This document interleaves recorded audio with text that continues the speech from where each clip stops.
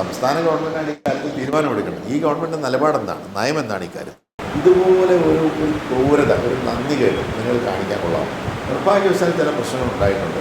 പക്ഷെ ജയം കിട്ടിക്കഴിഞ്ഞാൽ സാധാരണക്കാരായ ജനങ്ങളെ സഹായിക്കാൻ സന്നദ്ധരാകുമോ എന്നുള്ളൊരു പ്രോമിസും കൂടി കിട്ടുന്നൊന്നുണ്ട്. മുല്ലപ്പെരിയാർ വിഷയം, ആ വിഷയത്തെക്കുറിച്ച് ജനങ്ങളുടെ ഇടയിൽ ഒരു ആശങ്കയുണ്ട്. അക്കാര്യത്തിൽ അങ്ങ് എങ്ങനെ ഇടപെടും? പ്രിയപ്പെട്ട ഫ്രാൻസിസ് ജോർജ് MP ആയി കഴിഞ്ഞാൽ ഒരു പിളർപ്പ് സംഭവിച്ചാൽ LDFിലേക്ക് പോവുകയും ഞങ്ങളെ ചതിക്കുന്ന ഒരു സാഹചര്യം ഉണ്ടാവുക. ഒരു കേരള കോൺഗ്രസ് അവർ LDFിനൊപ്പമാണ്. ഞങ്ങൾ കേരള കോൺഗ്രസ് എന്ന യഥാർത്ഥത്തിലുള്ള കേരള കോൺഗ്രസ് ഐക്യജനാധിപത്യ മുന്നണിയോടൊപ്പമാണ്. ഞങ്ങൾ ജയിപ്പിച്ചു വിട്ട ആളെ പിന്നീട് ഞങ്ങൾ കണ്ടിട്ടില്ല. അദ്ദേഹം മറുപക്ഷത്തേക്ക് പോയി. ഞാനിപ്പോൾ നിൽക്കുന്നത് ആമ്പല്ലൂർ മണ്ഡലം കോൺഗ്രസ് കമ്മിറ്റിയുടെ ഓഫീസിലാണ്.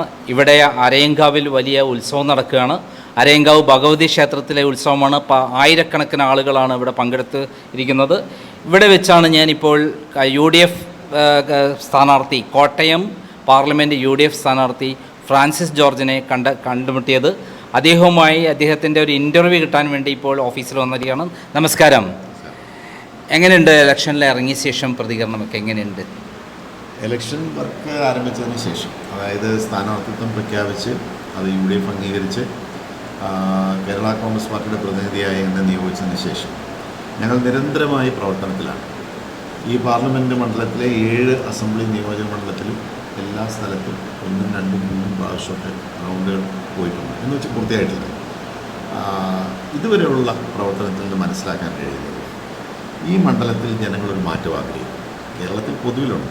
കേരളത്തിലെ 20 പാർലമെൻറ്റ് മണ്ഡലത്തിൽ ഈ സംസ്ഥാനത്തൊട്ടാകെ നിലവിലുള്ള ഗവൺമെൻറ്റിൻ്റെ അഴിമതി നിറഞ്ഞ ഈ ഭരണത്തിനെതിരെ, കേന്ദ്ര ഗവൺമെൻറ്റിൻ്റെ തെറ്റായിട്ടുള്ള നീക്കങ്ങൾക്കെതിരെ എല്ലാമുള്ള ശക്തമായിട്ടുള്ള വികാരമുണ്ട്.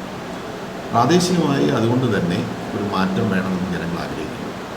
അപ്പോൾ ആ മാറ്റം എന്ന് പറഞ്ഞാൽ ഇന്ന് അതിന് ജനങ്ങൾ പ്രതീക്ഷിക്കുന്നത് ഐക്യജനാധിപത്യ മുന്നണികളിലൂടെ ആണ് ആ മാറ്റം ഉണ്ടാകേണ്ടത് എന്നുള്ളതാണ് ജനങ്ങൾ. കോട്ടയത്ത് കേരള കോൺഗ്രസ്സുകാർ തമ്മിലാണ് അടികൂടുന്നത്. അടികൂടുന്നതെന്ന് പറയേണ്ട കാര്യമില്ല, മത്സരിക്കുന്നു, പോരാട്ടം എന്നൊക്കെ മാധ്യമങ്ങൾ വിശേഷിപ്പിക്കുന്നത്. ഞാൻ പറയുന്നത് അങ്ങനെയൊന്നുമല്ല. ഒരു കേരള കോൺഗ്രസ് അവർ LDFിനൊപ്പമാണ്. ഞങ്ങൾ കേരള കോൺഗ്രസ് എന്ന യഥാർത്ഥത്തിലുള്ള കേരള കോൺഗ്രസ് ഐക്യജനാധിപത്യ മുന്നണിയോടൊപ്പമാണ്. ഒരു കേരള കോൺഗ്രസ് M ആണ്. അപ്പം ഞങ്ങളുടെ പാർട്ടിയാണ് 1964 ഒക്ടോബർ 9 ഉണ്ടാക്കിയത് കേരള കോൺഗ്രസിൻ്റെ പാർട്ടിയാണ്. പിന്നീടാണ് ഈ ബ്രാക്കറ്റ് പാർട്ടികളൊക്കെ വന്നത്. ഞങ്ങൾ ബ്രാക്കറ്റ് പാർട്ടിയില്ല. ശ്രീ PJ ജോസഫിൻ്റെ നേതൃത്വത്തിൽ 64 കേരള കോൺഗ്രസ് പാർട്ടിയുടെ പിന്തുടർച്ചയാണ് ഞങ്ങൾ അവകാശപ്പെടുന്നത്. ഞങ്ങളെയാണ് ജനങ്ങൾ സ്വീകരിക്കുന്നത്. ഈ തെരഞ്ഞെടുപ്പിനെ സംബന്ധിച്ചിടത്തോളം ഞങ്ങൾ ഈ തെരഞ്ഞെടുപ്പിൽ UDFിൻ്റെ പ്രതിനിധി എന്നുള്ള നിലയിലും കേരള കോൺഗ്രസ് പാർട്ടിയുടെ പ്രതിനിധി എന്നുള്ള നിലയിലും ജയിച്ചു വരണം എന്നുള്ള നിലയിലാണ്. കഴിഞ്ഞ തവണ കേരള കോൺഗ്രസിൻ്റെ സ്ഥാനാർത്ഥിയായിരുന്നു ഇവിടുന്ന് ജയിച്ചു വന്നത്. അദ്ദേഹം ജയിച്ച ശേഷം കാലുമാറി LDFിലെത്തി. അദ്ദേഹം മറുപക്ഷത്തേക്ക് പോയി. എന്തു പറയുന്നു അതിനെക്കുറിച്ചിട്ട്? അല്ല, അതേക്കുറിച്ച് ജനങ്ങളുടെ ഇടയിൽ അതിശക്തമായിട്ടുള്ള വികാരമുണ്ട്.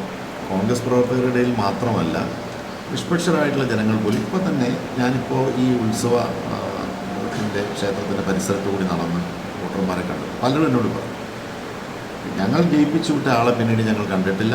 അദ്ദേഹം മറുപക്ഷത്തേക്ക് പോയി. അതുകൊണ്ട് ഒരു കാരണവശാലും അങ്ങനെ ഉണ്ടാകാൻ പാടില്ല എന്നോട് പറഞ്ഞപ്പോൾ അവരുടെ വികാരം നമുക്ക് മനസ്സിലാക്കാൻ കഴിയുമല്ലോ. ഇന്നത്തെ ഏറ്റവും വലിയൊരു സംഭവവികാസം കെജ്രിവാളിനെ അറസ്റ്റ് ചെയ്തിരിക്കുകയാണ്. ഇപ്പോൾ അദ്ദേഹത്തെ 7 ദിവസത്തേക്ക് കസ്റ്റഡിയിൽ വിട്ടിരിക്കുകയാണ്. എന്താണ് അങ്ങയുടെ പ്രതികരണം? വളരെ വളരെ നിർഭാഗ്യകരമായിട്ടൊരു സംഭവമാണ്. ഇന്ത്യയുടെ ജനാധിപത്യ ഫെഡറൽ സംവിധാനത്തിന് ഏറ്റവും വലിയൊരു ക്ഷതം എന്നാണ് ഞാനതിനെ വിശേഷിപ്പിക്കാൻ ആഗ്രഹിക്കുന്നത്. നമ്മുടെ ഇതൊരു ജനാധിപത്യ ഫെഡറൽ രാജ്യമാണ്. കേന്ദ്രം ആരും ഭരിക്കട്ടെ, സംസ്ഥാനത്ത് വിവിധ കക്ഷികളായിരിക്കും ഭരിക്കുന്നത്. ഒരേ കക്ഷി ഭരിച്ചാലും ഈ നമ്മളുടെ ഭരണഘടന അനുസരിച്ച് കേന്ദ്രത്തിന്, കേന്ദ്ര ഗവൺമെൻറ്റിന് കേന്ദ്രത്തിൻ്റേതായിട്ടുള്ള അധികാരങ്ങളും അവകാശങ്ങളും, അതുപോലെ തന്നെ സംസ്ഥാനങ്ങൾക്കും കൃത്യമായ അധികാരങ്ങളും അവകാശങ്ങളും ഭരണഘടന നൽകിയിട്ടുണ്ട്. അപ്പോൾ അതുകൊണ്ട് ഈ ഒരു സംസ്ഥാനത്തിൻ്റെ മുഖ്യമന്ത്രി എന്ന് പറഞ്ഞാൽ കേന്ദ്രത്തിലെ പ്രധാനമന്ത്രിയെക്കാളും ഒട്ടും കുറഞ്ഞ ആളല്ല. ആ മുഖ്യമന്ത്രി എന്നുള്ള നിലയിൽ അദ്ദേഹത്തിന് കൊടുക്കേണ്ട ചില പരിഗണനയും പരിരക്ഷയുമുണ്ട്. അതിനെല്ലാം തകിടം മറിച്ചുകൊണ്ടാണ് ഇന്നിപ്പോൾ കേന്ദ്ര ഗവൺമെൻറ്, നരേന്ദ്രമോദി സർക്കാർ രാജ്യതലസ്ഥാനത്ത് ഭരണം നടത്തുന്ന ആം ആദ്മി പാർട്ടിയുടെ മുഖ്യമന്ത്രിയായിട്ടുള്ള ശ്രീ അരവിന്ദ് കെജ്രിവാളിനെ വളരെ ഫ്ലൂസി ആയിട്ടുള്ള കാരണങ്ങൾ, മദ്യനയത്തിൽ മാറ്റങ്ങൾ വരുത്തി അതിലൂടെ അഴിമതി നടത്തി എന്നുള്ളതാണ് പറയേണ്ടത്. കഴിഞ്ഞ 2 വർഷമായിട്ട് ഈ കാര്യം അന്വേഷിച്ചുകൊണ്ടിരിക്കുകയാണ്. ഇതുവരെ കൃത്യമായൊരു തെളിവോ രേഖകളോ ഒന്നും അവർക്ക് ഹാജരാക്കാൻ കഴിഞ്ഞിട്ടില്ല. ഈ ഒരു ആരോപണം പറഞ്ഞ് അദ്ദേഹത്തെ അറസ്റ്റ് ചെയ്തിരിക്കുകയാണ് ഒരു മുഖ്യമന്ത്രി. അദ്ദേഹം 9 തവണ നോട്ടീസ് അയച്ചിട്ട് ഹാജരായിട്ടില്ല എന്നുള്ളൊരു കാര്യമുണ്ട്. അതുണ്ട്. പക്ഷെ നോട്ടീസ് അയച്ചു എന്നുള്ളതിൻ്റെ പേരിൽ ഒരു മുഖ്യമന്ത്രി ഓടിപ്പോയി ഹാജരായിക്കൊള്ളണമെന്നില്ല. അദ്ദേഹം അതിനുള്ള തക്കതായിട്ടുള്ള നിയമ നടപടികൾ സ്വീകരിച്ചിട്ടുണ്ടാവുമല്ലോ. പക്ഷേ നോട്ടീസ് അയച്ചു ഹാജരായില്ല എന്നുള്ളതിൻ്റെ പേരിൽ മാത്രമാണ് അറസ്റ്റ് എങ്കിൽ അങ്ങനെ അറസ്റ്റ് ചെയ്യാമോ? ഒരു മുഖ്യമന്ത്രിയുടെ സ്ഥാനത്തിരിക്കുന്ന ഒരാളെ അറസ്റ്റ് ചെയ്യാം. അദ്ദേഹം ഒരു ഭരണഘടനാ സ്ഥാനം വഹിക്കുന്ന ആളാണ്. അപ്പോൾ അതുകൊണ്ട് തന്നെ ഇത് കാണിക്കുന്നത് എന്താണ്? ഇത് നോട്ടീസിൻ്റെ പ്രശ്നമോ അല്ലെങ്കിൽ ഈ പറയുന്ന അഴിമതിയുടെ പ്രശ്നമോ ഒന്നുമല്ല. ഇന്ന് ഈ രാജ്യത്ത് ഇന്ത്യ മുന്നണി എന്നുള്ള പ്രതിപക്ഷ പാർട്ടികളുടെ വലിയൊരു ഐക്യനിര ഉണ്ടായിട്ടുണ്ട്. ഇന്ത്യൻ നാഷണൽ കോൺഗ്രസിൻ്റെ നേതൃത്വത്തിൽ, ശ്രീ രാഹുൽ ഗാന്ധിയുടെ നേതൃത്വത്തിൽ വലിയൊരു ഐക്യനിര ഉണ്ടായിട്ടുണ്ട്. അതിലെ വളരെ പ്രധാനപ്പെട്ട ഒരു കക്ഷിയാണ് 2 സംസ്ഥാനങ്ങളിൽ ഭരണം നടത്തുന്ന ആം ആദ്മി പാർട്ടി. അതിൻ്റെ നേതാവാണ് ശ്രീ അരവിന്ദ് കെജ്രിവാൾ. അപ്പോൾ അദ്ദേഹത്തിനെതിരെ ഇങ്ങനൊരു ഒരു അഴിമതി കഥ കൊണ്ടുവന്ന് അദ്ദേഹത്തെ ഡിസ്ക്രെഡിറ്റ് ചെയ്ത് ഈ ഇന്ത്യ മുന്നണി ഇന്ന് വലിയൊരു ഭീഷണിയായിട്ടാണ് നരേന്ദ്രമോദി കൂട്ടരും കാണുന്നത്. ഞാൻ ചോദിക്കട്ടെ, ഈ രാജ്യത്ത് 37% വോട്ട് മാത്രം വാങ്ങി അധികാരത്തിൽ വന്ന ആളാണ് ശ്രീ നരേന്ദ്രമോദി. എന്തുകൊണ്ടാണ്? പ്രതിപക്ഷ പാർട്ടികൾ ഭിന്നിച്ച് പല തട്ടിൽ നിന്ന് മത്സരിച്ചുകൊണ്ടാണ് ഇന്നിപ്പോൾ ഒരു ഐക്യനില ഉണ്ടായിരിക്കുന്നത്. ഒരു പക്ഷേ മിക്കവാറും 99% സംഭവിക്കാൻ പോകുന്നത് പ്രതിപക്ഷ കക്ഷികൾ ഒരൊറ്റ സ്ഥാനാർത്ഥിയെ ഇന്ത്യക്കെതിരെ നിർത്താനുള്ള സാഹചര്യമാണ് പ്രത്യേകിച്ച് ഹിന്ദി ഹൃദയഭൂമിയിൽ ഉണ്ടാകാൻ പോകുന്നത്. കോൺഗ്രസിന്റെ നരേന്ദ്രമോദിക്ക് അത് വലിയ ഭീഷണിയാണ്. കോൺഗ്രസിന്റെ ബാങ്ക് അക്കൗണ്ടുകളും സീൽ ചെയ്തിരിക്കുന്നു. ബാങ്ക് അക്കൗണ്ടുകൾ സീൽ ചെയ്യുന്നു, ഇല്ലാത്ത കേസുകൾ എടുക്കുന്നു, എല്ലാ തരത്തിലും ഭീഷണിപ്പെടുത്തുന്നു, സമ്മർദ്ദത്തിലാക്കുന്നു. കഴിഞ്ഞ ഈ 10 വർഷക്കാലത്തിനിടയ്ക്ക് നിങ്ങൾ മനസ്സിലാക്കണം, നരേന്ദ്രമോദി അതല്ലെങ്കിൽ BJP ഏതാണ്ട് 450ഓളം MLA-മാരെ കൂറുമാറ്റിയിട്ടുണ്ട്. പണം കൊടുത്തും സമ്മർദ്ദം ചെലുത്തിയും ഭീഷണിപ്പെടുത്തിയും കൂറുമാറ്റിയിട്ടുണ്ട്. അപ്പോൾ അങ്ങനെ അതൊക്കെ നമ്മുടെ ജനാധിപത്യ വ്യവസ്ഥയ്ക്ക് ഭൂഷണമാണ്. അതുപോലെ അല്ലെങ്കിൽ അതിനേക്കാൾ ഗുരുതരമായിട്ടുള്ളൊരു തെറ്റാണ് ഒരു മുഖ്യമന്ത്രിയെ തികച്ചും നിസ്സാരമായ കാരണങ്ങൾ പറഞ്ഞ് അദ്ദേഹം നോട്ടീസ് അയച്ചിട്ട് ഹാജരായില്ല എന്നുള്ള കാരണങ്ങൾ പറഞ്ഞ് അറസ്റ്റ് ചെയ്തത്. ഇത് നമ്മുടെ ഫെഡറൽ സംവിധാനത്തെ തകർക്കുന്ന ഒരു നീക്കമാണ്. അതായത് നമ്മളോടൊപ്പം കോൺഗ്രസിൻ്റെ പ്രമുഖരായ ആളുകളും ഇവിടെയുണ്ട്. ഓരോരുത്തരായിട്ട് ഓരോ ചോദ്യങ്ങൾ ചോദിക്കാൻ പോവുകയാണ്. ഓരോരുത്തർ സ്ഥാനാർത്ഥിയുടെ ഓരോ ചോദ്യം ചെയ്യും. എൻ്റെ പേര് ഹരി, കോൺഗ്രസിൻ്റെ മുളന്തുരുത്തി ബ്ലോക്ക് പ്രസിഡൻ്റാണ്. എനിക്ക് സാറിനോട് പറയാനുള്ളത്, കഴിഞ്ഞ 5 വർഷം കോട്ടയം പാർലമെൻറ്റ് മണ്ഡലം വികസന കാര്യത്തിൽ വളരെ പോയി എന്നുള്ള യാഥാർത്ഥ്യമാണ്. കാരണം കഴിഞ്ഞ ടൈമിൽ പാർലമെൻറ്റ് മെമ്പർക്ക് ലോക്സഭയിൽ കോട്ടയത്തിൻ്റെ വികസനം സംബന്ധിച്ച് ഒരു തരത്തിലുള്ള ഒരു ഇനിഷ്യേറ്റീവ് എടുക്കുന്നതിന് അദ്ദേഹത്തിന് സാധിച്ചിട്ടില്ല. അപ്പോൾ ഞങ്ങളുടെയൊക്കെ കൺസേൺ എന്ന് പറയുമ്പോൾ അങ്ങ് ഇടുക്കിയുടെ പാർലമെൻറ്റ് അംഗം എന്നുള്ള നിലയിൽ 2 ടൈം വളരെ നല്ല രീതിയിൽ പാർലമെൻറ്റിൽ പെർഫോം ചെയ്ത ആ ഒരു പാർലമെൻറ്റ് അംഗമായിരുന്നു. ഞങ്ങൾക്ക് അങ്ങയെ വലിയ പ്രതീക്ഷയുണ്ട്. കോട്ടയത്തെ സംബന്ധിച്ച് ഉള്ള വികസന കാഴ്ചപ്പാടിൽ അങ്ങയുടെ എന്തായിരിക്കും അങ്ങയുടെ അടുത്ത MP ആയതിനു ശേഷമുള്ള കാഴ്ചപ്പാടെന്ന് വിശദീകരിച്ചാൽ തിരക്കാം. കോട്ടയം പാർലമെൻറ്റ് മണ്ഡലം എന്ന് പറയുമ്പോൾ നമ്മൾ മധ്യ തിരുവിതാംകൂറാണ്. മധ്യ തിരുവിതാംകൂർ എന്ന് പറയുമ്പോൾ ഇവിടെ കാർഷിക മേഖലയാണ്. അതോടൊപ്പം തന്നെ കോട്ടയത്തെ സംബന്ധിച്ചിടത്തോളം 3 വിശേഷണങ്ങളാണ്. Land of lakes, latex, letters എന്നാണ് പറയുന്നത്. അതായത് ലാറ്റക്സ് എന്ന് പറയുമ്പോൾ റബ്ബറിൻ്റെ ഏറ്റവും വലിയ കേന്ദ്രമാണ്. ഏറ്റവും കൂടുതൽ റബ്ബർ കൃഷി ചെയ്യുന്ന മേഖലയാണ് ഈ കോട്ടയം പാർലമെൻറ്റ്. പിന്നെ കുമരകം ഉൾപ്പെടെയുള്ള വേമ്പനാട് കായൽ ഉൾപ്പെടെയുള്ള ലേക്ക് സംവിധാനം, കായൽ സംവിധാനമുണ്ട്. പിന്നെ അക്ഷരനഗരി എന്നാണ് കോട്ടയത്തെ വിശേഷിപ്പിക്കുന്നത്. ഏറ്റവും കൂടുതൽ അച്ചടി ആദ്യമായി ആരംഭിച്ച കോട്ടയം, ബെഞ്ചമിൻ ബെയ്ലി പ്രസ് ആരംഭിക്കുന്നത് കോട്ടയത്താണ്. അങ്ങനെ ഒട്ടേറെ സവിശേഷതകളുള്ള ഒരു ജില്ലയാണ്, ഒരു മണ്ഡലമാണ് കോട്ടയം പാർലമെൻറ്റ്. 100% സാക്ഷരത ഇന്ത്യയിൽ ആദ്യമായി കൈവരിച്ചത് കോട്ടയമാണ്. വളരെ പൗരാണികമായ പുരാതനമായ ഒട്ടേറെ ആരാധനാലയങ്ങൾ, ക്ഷേത്രങ്ങൾ, മോസ്കുകൾ, ദേവാലയങ്ങൾ, പഴയ സെമിനാരി ഉൾപ്പെടെയുള്ള വൈദിക പഠനത്തിനുള്ള കേന്ദ്രങ്ങൾ.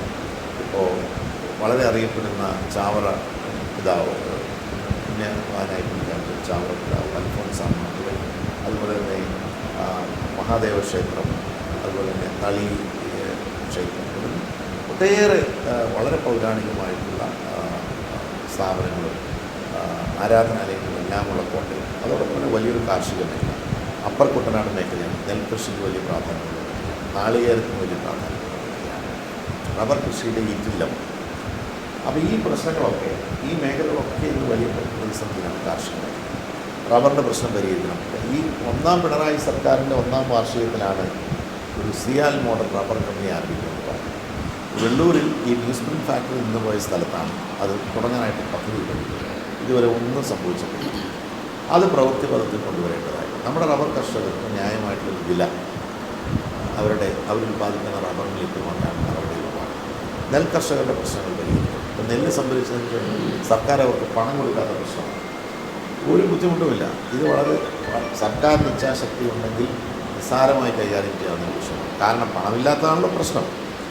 ഈ പറയുന്ന നമ്മുടെ സഹകരണ മേഖലയിൽ മാത്രം ഞാൻ ഒരു നെൽ കൃഷി സംബന്ധിച്ചൊരു വിദഗ്ധ സമിതി തയ്യാറാക്കിയ റിപ്പോർട്ട് വായിച്ചിട്ടുണ്ട്. സഹകരണ മേഖലയിൽ 32,000 കോടി രൂപ വായ്പ കൊടുക്കാതെ കെട്ടിക്കിടക്കുക, വെറുതെ കിടക്കുക, പലിശ കൊടുത്തു. അത് സഹകരണ മേഖലയ്ക്ക് നഷ്ടമാണ്. അതേസമയം ഇവിടെ നെല്ല് മുഴുവൻ, കേരളത്തിൽ ഉൽപ്പാദിപ്പിക്കുന്ന നെല്ല് മുഴുവൻ സംഭരിക്കുകയാണ്. ഏതാണ്ട് 6 ലക്ഷം വരില്ല, 5,80,000 ടണ്ണാണ് ഇവിടെ ഉൽപ്പാദനം. അത് മുഴുവൻ ഇന്നുള്ള സംഭരണ വില എന്നുള്ള 28 രൂപ 20 പൈസയാണ് ഒരു കിലോ നെല്ല്. അതിന് സംഭരിക്കണം 1,577 കോടി രൂപ. 34,000 കോടി രൂപ വെറുതെ കെട്ടിക്കിടക്കുമ്പോൾ ഈ കർഷകർക്ക് 1,577 കോടി രൂപ ഈ സഹകരണ മേഖലയിൽ നിന്ന് കൊടുക്കാൻ സർക്കാർ മുൻകൈ എടുത്ത് ഒരു പദ്ധതി തയ്യാറാക്കിയാൽ എന്താണ് പ്രശ്നം? സഹകരണ മേഖലയ്ക്കും ഗുണകരമാണ്, കൃഷിക്കാർക്കും ഗുണകരമാണ്. പക്ഷേ ഈ സർക്കാർ ഇന്നുവരെ ഒന്നും ചെയ്തിട്ടില്ല എന്നുള്ളതാണ്. അപ്പോൾ ആ പ്രശ്നങ്ങളൊക്കെ നമുക്ക് പരിഹരിക്കേണ്ടതായിട്ട്, റബ്ബറിന് ന്യായവില ഉറപ്പാക്കേണ്ടതായിട്ട്, നാളികേരത്തിൻ്റെ സംഭരണം, കർണാടകവും തമിഴ്നാടും അവർക്ക് കേന്ദ്രം അനുവദിച്ച കോട്ട സംഭരിച്ചതിന് ശേഷം അഡീഷണൽ കോട്ടയ്ക്ക് അപ്ലൈ ചെയ്തിരിക്കുകയാണ്. ഇവിടെ 50,000 ടൺ സംഭരിക്കാൻ വന്നിട്ട് 500 ടൺ പോലും സംഭരിച്ചിട്ടില്ല. അപ്പോൾ ഈ ഗവൺമെൻറ്റിൻ്റെ ഭരണം എന്ന് പറഞ്ഞാൽ അങ്ങേയറ്റം കെടുകാര്യസ്ഥത, വെറും എന്താ പറയുക അലംഭാവം നിസ്സംഗത എന്നുള്ളതിനപ്പുറം അടിസ്ഥാനവർഗമായ കർഷകരുടെ പ്രശ്നങ്ങൾ പരിഹാരം കാണുകയും ചെയ്യുന്നില്ല. കോട്ടയത്തിന് ഞാൻ കാണുന്ന വലിയൊരു സാധ്യത എന്ന് പറയുന്നത്, ഞാൻ ഈ നേരത്തെ പറഞ്ഞ പൗരാണികമായിട്ടുള്ള പൈതൃക ഇതേക്കുറിച്ചൊക്കെ പറഞ്ഞു. ഇപ്പോൾ യുനെസ്കോ, UN ഏജൻസി ആയിട്ടുള്ള യുനെസ്കോ ഈ ക്രിയേറ്റീവ് സിറ്റീസ് നെറ്റ്വർക്ക് എന്ന് പറഞ്ഞ് ലോകം മുഴുവൻ ഓരോ പട്ടണങ്ങളുടെ പ്രാധാന്യം ഉൾക്കൊണ്ടുകൊണ്ട് അതിനെ നിലനിർത്താനും പരിപോഷിപ്പിക്കാനുള്ളൊരു വലിയ പദ്ധതി തുടക്കം കുറിച്ചിട്ടുണ്ട്. കഴിഞ്ഞ 2023 ഒക്ടോബറിൽ കോഴിക്കോടിന് സാഹിത്യ നഗരം എന്നുള്ള ടാഗ് കൊടുത്തിട്ടുണ്ട്. തൃശ്ശൂരിന് ഓൾറെഡി സിറ്റി ഓഫ് ലേണിംഗ്, അറിവിൻ്റെ നഗരം എന്നുള്ള ടാഗ് കിട്ടിക്കഴിഞ്ഞു യുനെസ്കോയ്ക്ക്. കോട്ടയം പോലെ ഇത്ര പ്രധാനപ്പെട്ട ഇത്രയേറെ ചരിത്ര പശ്ചാത്തലമുള്ള ഈ നഗരത്തിന് എന്തുകൊണ്ട് സിറ്റി ഓഫ് ഹെറിറ്റേജ്, പൈതൃക നഗരം എന്നുള്ള ടാഗ് നമുക്ക് നൽകും? അങ്ങനെ വന്നാൽ നമ്മുടെ ഈ പൗരാണികമായിട്ടുള്ള ഇതെല്ലാം സംരക്ഷിക്കാനും അവയെ മുന്നോട്ട് കൊണ്ടുപോകാനും ഒക്കെയുള്ള വലിയ സാമ്പത്തിക സഹായം നമുക്ക് യുനെസ്കോ പോലുള്ള ഏജൻസികൾ നൽകും. അപ്പോൾ നമ്മളുടെ ഒന്നാമത്തെ ലക്ഷ്യം എന്ന് പറയുന്നത് ഈ കാർഷിക മേഖലയിലെ പ്രശ്നങ്ങൾ പരിഹരിക്കുക, കാർഷിക പ്രശ്നമാണ്. രണ്ടാമത്തത്, പിന്നെ ഇവിടെ മുടങ്ങിപ്പോയ ഒട്ടേറെ സംരംഭങ്ങളുണ്ട്. ഇപ്പോൾ ട്രാവൻകൂർ സിമെൻറ്റ്സ്, ലോകത്തിലെ ഏറ്റവും മെച്ചപ്പെട്ട വൈറ്റ് സിമെൻറ്റ് ഉണ്ടാക്കിക്കൊണ്ടത് ഈ ട്രാവൻകൂർ സിമെൻറ്റ്സാണ്. അതെങ്ങനെയാണ്? വേമ്പനാട് കായലിലെ അടിത്തട്ടിൽ അടിഞ്ഞുകൂടുന്ന കക്ക വാരി, അതാണ്. അതിപ്പോൾ നിയമം മൂലം പാരിസ്ഥിതിക പ്രശ്നം പറഞ്ഞ് തടഞ്ഞു വെച്ചിരിക്കുകയാണ്. അതേക്കുറിച്ചൊരു കൃത്യമായൊരു പഠനം ആവശ്യമാണ്. ഈ വേമ്പനാട് ലേക്ക് സിസ്റ്റം സംബന്ധിച്ച് കൃത്യമായിട്ടുള്ളൊരു ശാസ്ത്രീയ പഠനം ആവശ്യമാണ്. നമ്മൾ പ്രപ്പോസ് ചെയ്യുന്നത് ഒരു വേമ്പനാട് ലേക്ക് അതോറിറ്റി. ആ അതോറിറ്റി നിലവിൽ വന്ന് കൃത്യമായി വേമ്പനാട്, അത് നമ്മുടെ തണ്ണീർമുക്കം ബണ്ട്, അതുപോലെ തന്നെ നമ്മുടെ ഈ ജലത്തിൻ്റെ നിയന്ത്രണം, ഈ കാര്യങ്ങളെക്കുറിച്ച് കൃത്യമായിട്ടൊരു പഠനം, ആ പഠനം നടത്തി കൃഷിയുടെ വ്യാപനം, അതുപോലെ തന്നെ മത്സ്യ സമ്പത്ത് വ്യാപിപ്പിക്കുക, അതുപോലെ തന്നെ ടൂറിസം സാധ്യതകൾ, പരിസ്ഥിതി സംരക്ഷണം, ഈ കാര്യങ്ങളെക്കുറിച്ചൊക്കെയുള്ള ഒരു ഓൾ കോംപ്രഹെൻസീവ് ആയിട്ടുള്ള ഒരു സമഗ്രമായിട്ടുള്ളൊരു പഠനം, അതിനനുസരിച്ചുള്ള നടപടികളുണ്ടാകും. അതിന് മുന്നോട്ട് കൊണ്ടുവരുന്ന പ്രവർത്തനങ്ങളുണ്ടാകും. ഈ പറയുന്ന ഈ കോട്ടയത്തിനൊരു ഹെറിറ്റേജ് ടാഗ് ലഭ്യമാക്കാം. തീർച്ചയായിട്ടും അത് വിശദമായിട്ടുള്ള പഠനം ആവശ്യമാണ്. കിലയാണ് അതിൻ്റെ നോഡൽ ഏജൻസി.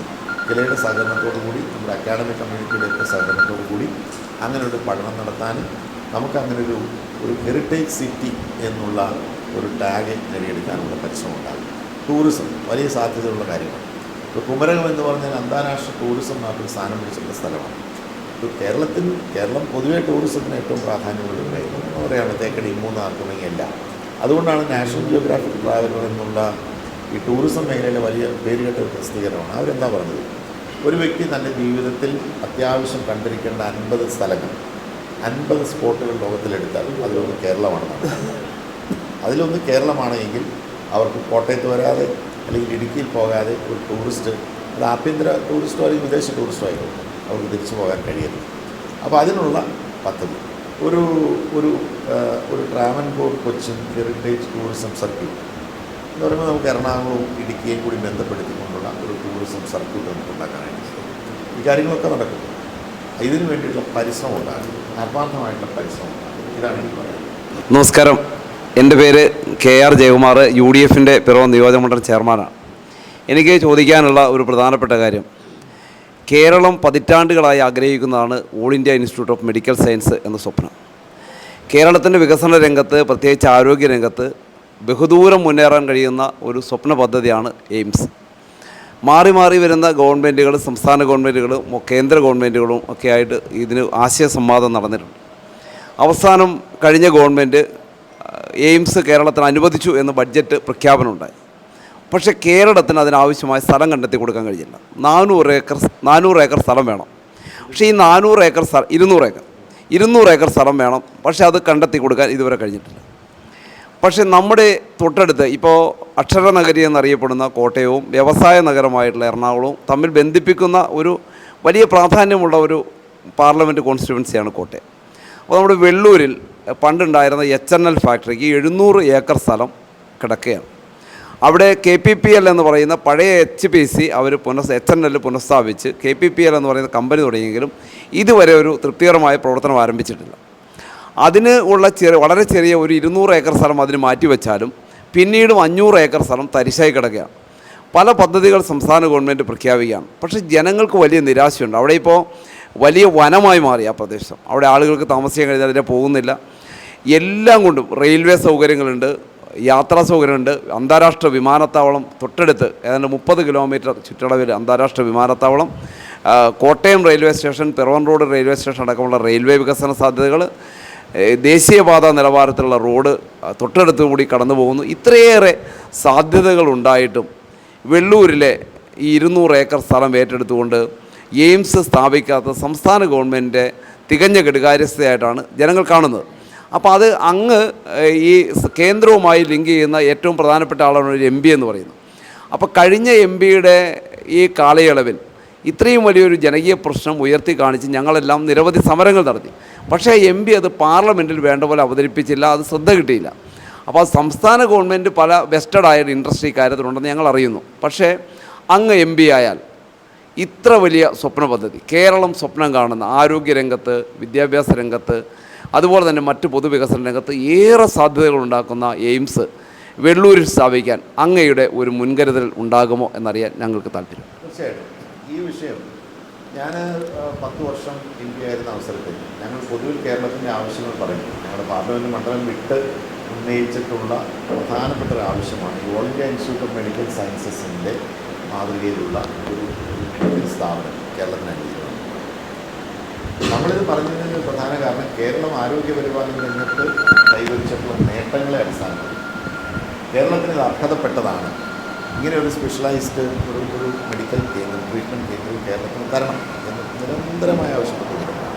പക്ഷേ കേന്ദ്ര ഗവൺമെൻറ് ഇക്കാര്യത്തിൽ ഒരു താല്പര്യം കാണിച്ചിരുന്നു. അപ്പോൾ അവസാനം ഇത് പരിഗണിക്കുമെന്നുള്ള ഒരു ഘട്ടം വന്നപ്പോൾ ഇതിന് ചില പാരാമീറ്റേഴ്സ് ഉണ്ട്, ചില അടിസ്ഥാന സൗകര്യങ്ങൾ സംസ്ഥാനം ഒരുക്കിയിട്ടുണ്ട്. അതിലേറ്റവും പ്രധാനപ്പെട്ടതെന്ന് പറയുന്നത് സ്ഥലമാണ്, സ്ഥല സൗകര്യമാണ്. അപ്പോൾ ഞാൻ മനസ്സിലാക്കുന്നിടത്തോളം all India institute of medical sciences സ്ഥാപിക്കണമെങ്കിൽ 200 ഏക്കർ സ്ഥലം വേണം. മറ്റ് അനുബന്ധ സൗകര്യങ്ങൾ, ഇഷ്ടംപോലെ വെള്ളത്തിനുള്ള സൗകര്യം വേണം, റോഡ് സൗകര്യം വേണം, അതുപോലെ റെയിൽ നെറ്റ്വർക്ക്, എയർപോർട്ടിൻ്റെ സാമീപ്യം തുടങ്ങി ഈ സൗകര്യങ്ങളൊക്കെ ഇവർ കേന്ദ്ര ഗവൺമെൻറ് നിശ്ചയമായിട്ടും വേണമെന്ന് പറയുന്നു. കാരണം അല്ലാതെ എവിടെയെങ്കിലും കൊണ്ട് തുടങ്ങി കഴിഞ്ഞാൽ ഇത് പ്രയോജനപ്പെടില്ല. വെള്ളൂരാകുമ്പോൾ ഈ പറയുന്ന എല്ലാ സൗകര്യങ്ങളും ഈ സൗകര്യങ്ങൾ കൂടുതൽ ഉണ്ടാക്കാനുള്ള സൗകര്യം. ഇപ്പോൾ ഉദാഹരണം ഓൾ ഇന്ത്യ എയിംസിൽ ഇപ്പോൾ ഒരു ട്രീറ്റ്മെൻറ്റ് പെട്ടെന്ന് രോഗിയെത്തിക്കണമെന്നുണ്ടെങ്കിൽ ഹെലികോപ്റ്റർ വഴി വേണം, ഹെലിപ്പാഡ് അവിടെ ഉണ്ടാക്കുമ്പോൾ ഇഷ്ടംപോലെ സ്ഥലമാണ്, നമുക്ക് ഈ സൗകര്യങ്ങളൊക്കെ ഉണ്ട്. ഞാൻ പറയുന്നത് നമ്മളിപ്പോൾ വേറൊരു മേഖലയിൽ വരുന്ന വികസനത്തെ തടസ്സപ്പെടുത്താൻ വേണ്ടി പറയില്ല. ഇപ്പം ഈ സംസ്ഥാന ഗവൺമെൻറ് കണ്ടെത്തിയിട്ടുള്ളത് കോഴിക്കോട് കിനാലോ എന്ന് പറയുന്ന ആ ഇൻഡസ്ട്രിയൽ എസ്റ്റേറ്റിൽ അവർ 200 ഏക്കർ സ്ഥലം അതിനോടനുബന്ധിച്ച് കണ്ടെത്താൻ നോക്കുകയാണ്. ഞാൻ മനസ്സിലാക്കുന്നത് ഇപ്പോൾ കഷ്ടി 100 ഏക്കറോട്ട് എന്തോ അക്വയർ ചെയ്യാനുള്ള നടപടിയായിട്ടുണ്ട്. ബാക്കി 100 ഏക്കർ ഉണ്ടാക്കണമെങ്കിൽ എങ്ങനെ ഉണ്ടാക്കും എന്നുള്ളതാണ് പ്രശ്നം. നമ്മളിങ്ങനെ വെറുതെ സമയം പാഴാക്കിയാൽ ഇവഞ്ച്വലി നമുക്കത് നഷ്ടപ്പെടുക എന്നുള്ളതാണ്. കേന്ദ്ര ഗവൺമെൻറ് പറയുന്ന മാനദണ്ഡങ്ങൾ പാലിക്കാൻ അവരത് അനുവദിക്കില്ല. കാരണം എവിടെയെങ്കിലും പോയി ഇത് തുടങ്ങാൻ പറ്റില്ല. എല്ലാ സൗകര്യങ്ങളും, ഭാവി വികസനം ഇതെല്ലാം കണക്കാക്കിയാണ് അവർ ഈ പറയുന്ന പാരാമീറ്റേഴ്സ് നിശ്ചയിച്ചത്. നമുക്ക് ഇത് സ്ഥാപിക്കാൻ ഏറ്റവും അനുയോജ്യമായിട്ടുള്ള സ്ഥലം, എൻ്റെ പരിമിതമായിട്ടുള്ള അറിവ് വെച്ച് ഞാൻ പറയുകയാണ്, ഈ വെള്ളൂർ ഈ പറയുന്ന സ്ഥലം ഇതിപ്പോൾ കേന്ദ്രത്തിന് കൈമാറിയിരുന്ന സ്ഥലമാണ്. ഹിന്ദുസ്ഥാൻ ന്യൂസ് പ്രിൻ്റ് നിന്നു പോയതുകൊണ്ട് അത് വീണ്ടും സംസ്ഥാനത്തിന് ആ സ്ഥലം മുഴുവൻ തിരിച്ചു കിട്ടി. നമുക്ക് സുഗമമായി ഇവിടെ ഈ സ്ഥാപനം സ്ഥാപിക്കാനായിട്ട് കഴിയും. ഇത് വെറുതെ ഇപ്പം സംസ്ഥാന ഗവൺമെൻറ് പണമില്ല, ശമ്പളം കൊടുക്കാൻ പോലും പണമില്ലാത്തപ്പോൾ ഇനി ഭൂമി അക്വയർ ചെയ്ത് ഭീമമായി തുക കൊടുത്ത് അക്വയർ ചെയ്ത് ഇതിനുണ്ട് അവിടെ പോയി നിർമ്മിക്കേണ്ട ആവശ്യമില്ല. ഇത് കേരളത്തിൻ്റെ ഒരു സെൻട്രൽ അതാണ് അത് ഞാൻ പറയാൻ പോകണം. അപ്പോൾ ഈ പശ്ചാത്തലമെല്ലാം വെച്ചുകൊണ്ട് ഈ വിഷയം കേന്ദ്ര ഗവൺമെൻറ്റിൻ്റെ മുൻപാകെ അവതരിപ്പിക്കും. പക്ഷേ കേന്ദ്ര ഗവൺമെൻറ് മുൻപാകെ അവതരിപ്പിക്കാൻ എളുപ്പമാണ്. സംസ്ഥാന ഗവൺമെൻറ്റാണ് ഈ കാര്യത്തിൽ തീരുമാനമെടുക്കുന്നത്. ഈ ഗവൺമെൻറ്റിൻ്റെ നിലപാടെന്താണ്, നയമെന്താണ് ഈ കാര്യത്തിൽ. അപ്പോൾ അതിനൊരു പബ്ലിക് ഒപ്പീനിയൻ രൂപപ്പെട്ട് വരേണ്ടതായിരുന്നു. അപ്പോൾ അങ്ങനെ ഒരു പബ്ലിക് ഒപ്പീനിയൻ ഒരു ക്യാമ്പയിൻ തന്നെ നടത്തി നമുക്കിതിവിടെ സ്ഥാപിക്കാം, കേരളത്തിൻ്റെ മധ്യഭാഗത്ത് സ്ഥാപിക്കാം. അപ്പോൾ എല്ലാവർക്കും വരാനും ഇതിൻ്റെ പ്രയോജനം ലഭ്യമാക്കാനും കഴിയും. അതിനു വേണ്ടിയിട്ടുള്ള ആത്മാർത്ഥമായിട്ടുള്ള പരിശ്രമം MP എന്നുള്ള നിലയിൽ കേന്ദ്ര ഗവൺമെൻറ് ശ്രദ്ധയിൽ കൊണ്ടുവരാനും സംസ്ഥാന ഗവൺമെൻറ് ശ്രദ്ധയിൽ കൊണ്ടുവരാനും ആത്മാർത്ഥമായിട്ടുള്ള പരിശ്രമത്തിൻ്റെ ഭാഗം. ഞാൻ CR ദിലീപ് കുമാർ, ആമ്പല്ലൂർ മണ്ഡലം കോൺഗ്രസ് കമ്മിറ്റിയുടെ പ്രസിഡൻ്റാണ്. എനിക്ക് സാറിൻ്റെ മുമ്പിൽ രണ്ട് പ്രധാനപ്പെട്ട കാര്യങ്ങളാണ് ചോദിക്കാൻ ഉള്ളത്. ഒന്ന്, ഇലക്ട്രോണിക്സ് പാർക്ക് എന്ന് പറയുന്നത് കഴിഞ്ഞ UDF സർക്കാരിൻ്റെ കാലത്ത് അത് തുടങ്ങുന്നതിനുള്ള പ്രാരംഭ നടപടികളെല്ലാം ആരംഭിച്ചു കഴിഞ്ഞാണ്. അതിനുവേണ്ടി ഏകദേശം ഒരു 100 ഏക്കറോളം സ്ഥലം UDF സർക്കാർ വന്ന് അക്വയർ ചെയ്യുകയും ആ ഭൂ ഉടമകൾക്ക് അന്ന് അതിൻ്റെ വില കൊടുക്കുകയൊക്കെ ചെയ്ത് അങ്ങനെ കാട് കയറി ഇപ്പോൾ കിടക്കുകയാണ്. ഇപ്പോൾ നിലവിലുള്ള സർക്കാർ തീർച്ചയായിട്ടും അതിന് യാതൊരുവിധ താല്പര്യം കാണിക്കാത്ത നിൽക്കുകയും അത് വെറും പാഴായി മാറിയിരിക്കുകയും ചെയ്യുകയാണ്. ഞാൻ പറയുന്നത് കോട്ടയം ജില്ലയുടെ ഏറ്റവും വടക്കേറ്റത്തുള്ള ഒരു അസംബ്ലി മണ്ഡലമായ പിറവത്ത് എന്ന് പറയുന്നത് എറണാകുളം പട്ടണവുമായിട്ട് ഏറ്റവും അടുത്ത ഒരു സ്ഥലമാണ്. തീർച്ചയായിട്ടും ഈ ഇൻഡസ്ട്രിയൽ ഇലക്ട്രോണിക്സ് പാർക്ക് പോലുള്ള കാര്യങ്ങൾക്ക് വലിയ സാധ്യതകളാണ് നമുക്കിവിടെ ഉള്ളത്. അതിന് സാറ് എന്ത് നടപടികൾ സ്വീകരിക്കും? അതുപോലെ തന്നെ എറണാകുളം സിറ്റി എന്ന് പറയുന്നത് ഇന്ന് IT-യുടെ ഒരു ഹബ്ബ് ആണ് എറണാകുളം സിറ്റി എന്ന് പറയുന്നത്. അത് പല സാധ്യതകളും അവിടെ ഉള്ളതുകൊണ്ടാണ്, എയറോഡ്രോം ഉൾപ്പെടെയുള്ള കാര്യങ്ങൾ, അങ്ങനെയുള്ള കാര്യങ്ങളുകൊണ്ടാണ്. അവിടെ തന്നെയാണ് കേരള ഹൈക്കോടതി സ്ഥിതി ചെയ്യുന്നത്. ഈ കേരള ഹൈക്കോടതി എന്ന് പറയുന്നത് ഇന്ന് വാഹനങ്ങൾക്ക് പാർക്ക് ചെയ്യാൻ പറ്റാത്തതും വളരെ തിരക്കേറിയതുമായിട്ടുള്ള ഒരു സ്ഥലമാണ്. ആ കേരള ഹൈക്കോടതി മറ്റൊരിടത്തേക്ക് മാറണം എന്നുള്ള രീതിയിൽ സംസാരം, ഒരു ഡിസ്കഷൻ നടക്കുന്നതായിട്ട് അറിയാൻ കഴിഞ്ഞു. തീർച്ചയായിട്ടും ഈ ജനത്തിരക്കേറിയ എറണാകുളം പട്ടണത്തിൽ നിന്ന് മാറ്റി അത് പിറവം മണ്ഡലവും പോലുള്ള വളരെ തിരക്ക് കുറഞ്ഞ പ്രദേശങ്ങളിലേക്ക് മാറ്റിക്കഴിഞ്ഞാൽ തീർച്ചയായിട്ടും ഈ പ്രദേശം വളരുന്നതിനുമൊക്കെ സാധ്യതയുണ്ട്. എറണാകുളം പട്ടണത്തിൻ്റെ തിരക്ക് കുറയാനൊക്കെ സാധ്യതയുണ്ട്. അതിന് ഈ രണ്ട് കാര്യങ്ങൾക്കും സാറിൻ്റെ ഭാഗത്തുനിന്ന് എന്ത് നടപടികൾ സ്വീകരിക്കാൻ സാധ്യതയുണ്ട്? ഈ ഇലക്ട്രോണിക്സ് പാർക്കിൻ്റെ കാര്യത്തെക്കുറിച്ച് എനിക്ക് കൃത്യമായൊരു ധാരണ ഇവിടെ കിട്ടിയിട്ടില്ല. അത് വിശദമായിട്ട് ആമ്പല്ലൂർ എന്തെങ്കിലും നടപടി അവിടെ നടന്നിട്ടുണ്ടോ?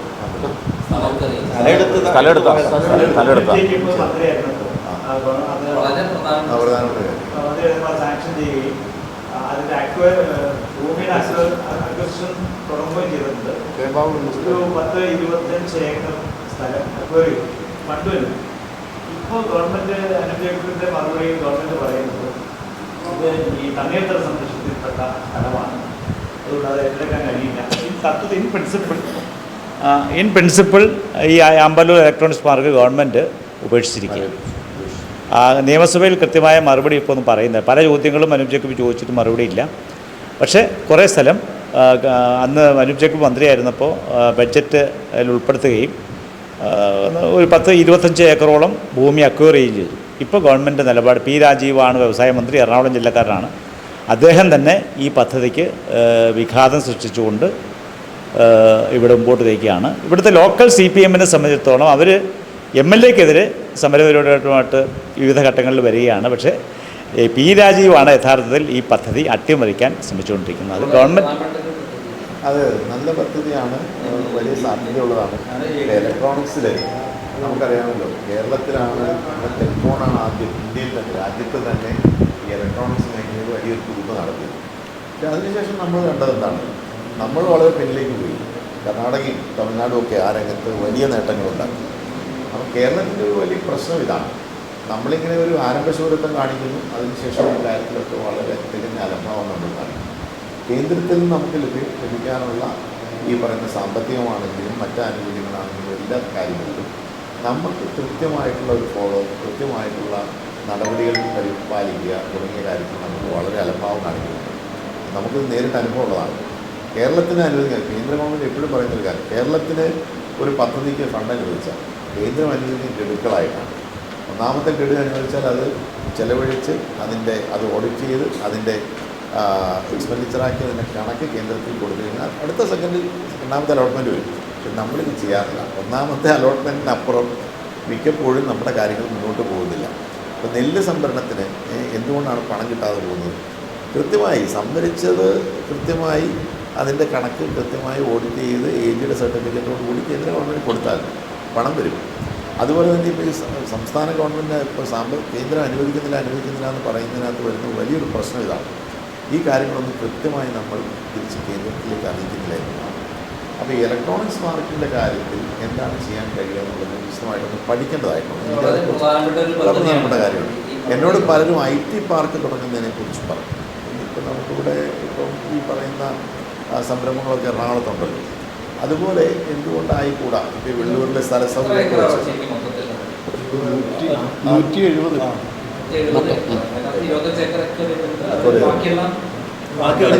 ഇത് എടുക്കുന്ന പ്രദേശത്തിൽ ആളുകൾക്ക് കൃഷി ഇറക്കാൻ പറ്റിയിട്ടില്ല.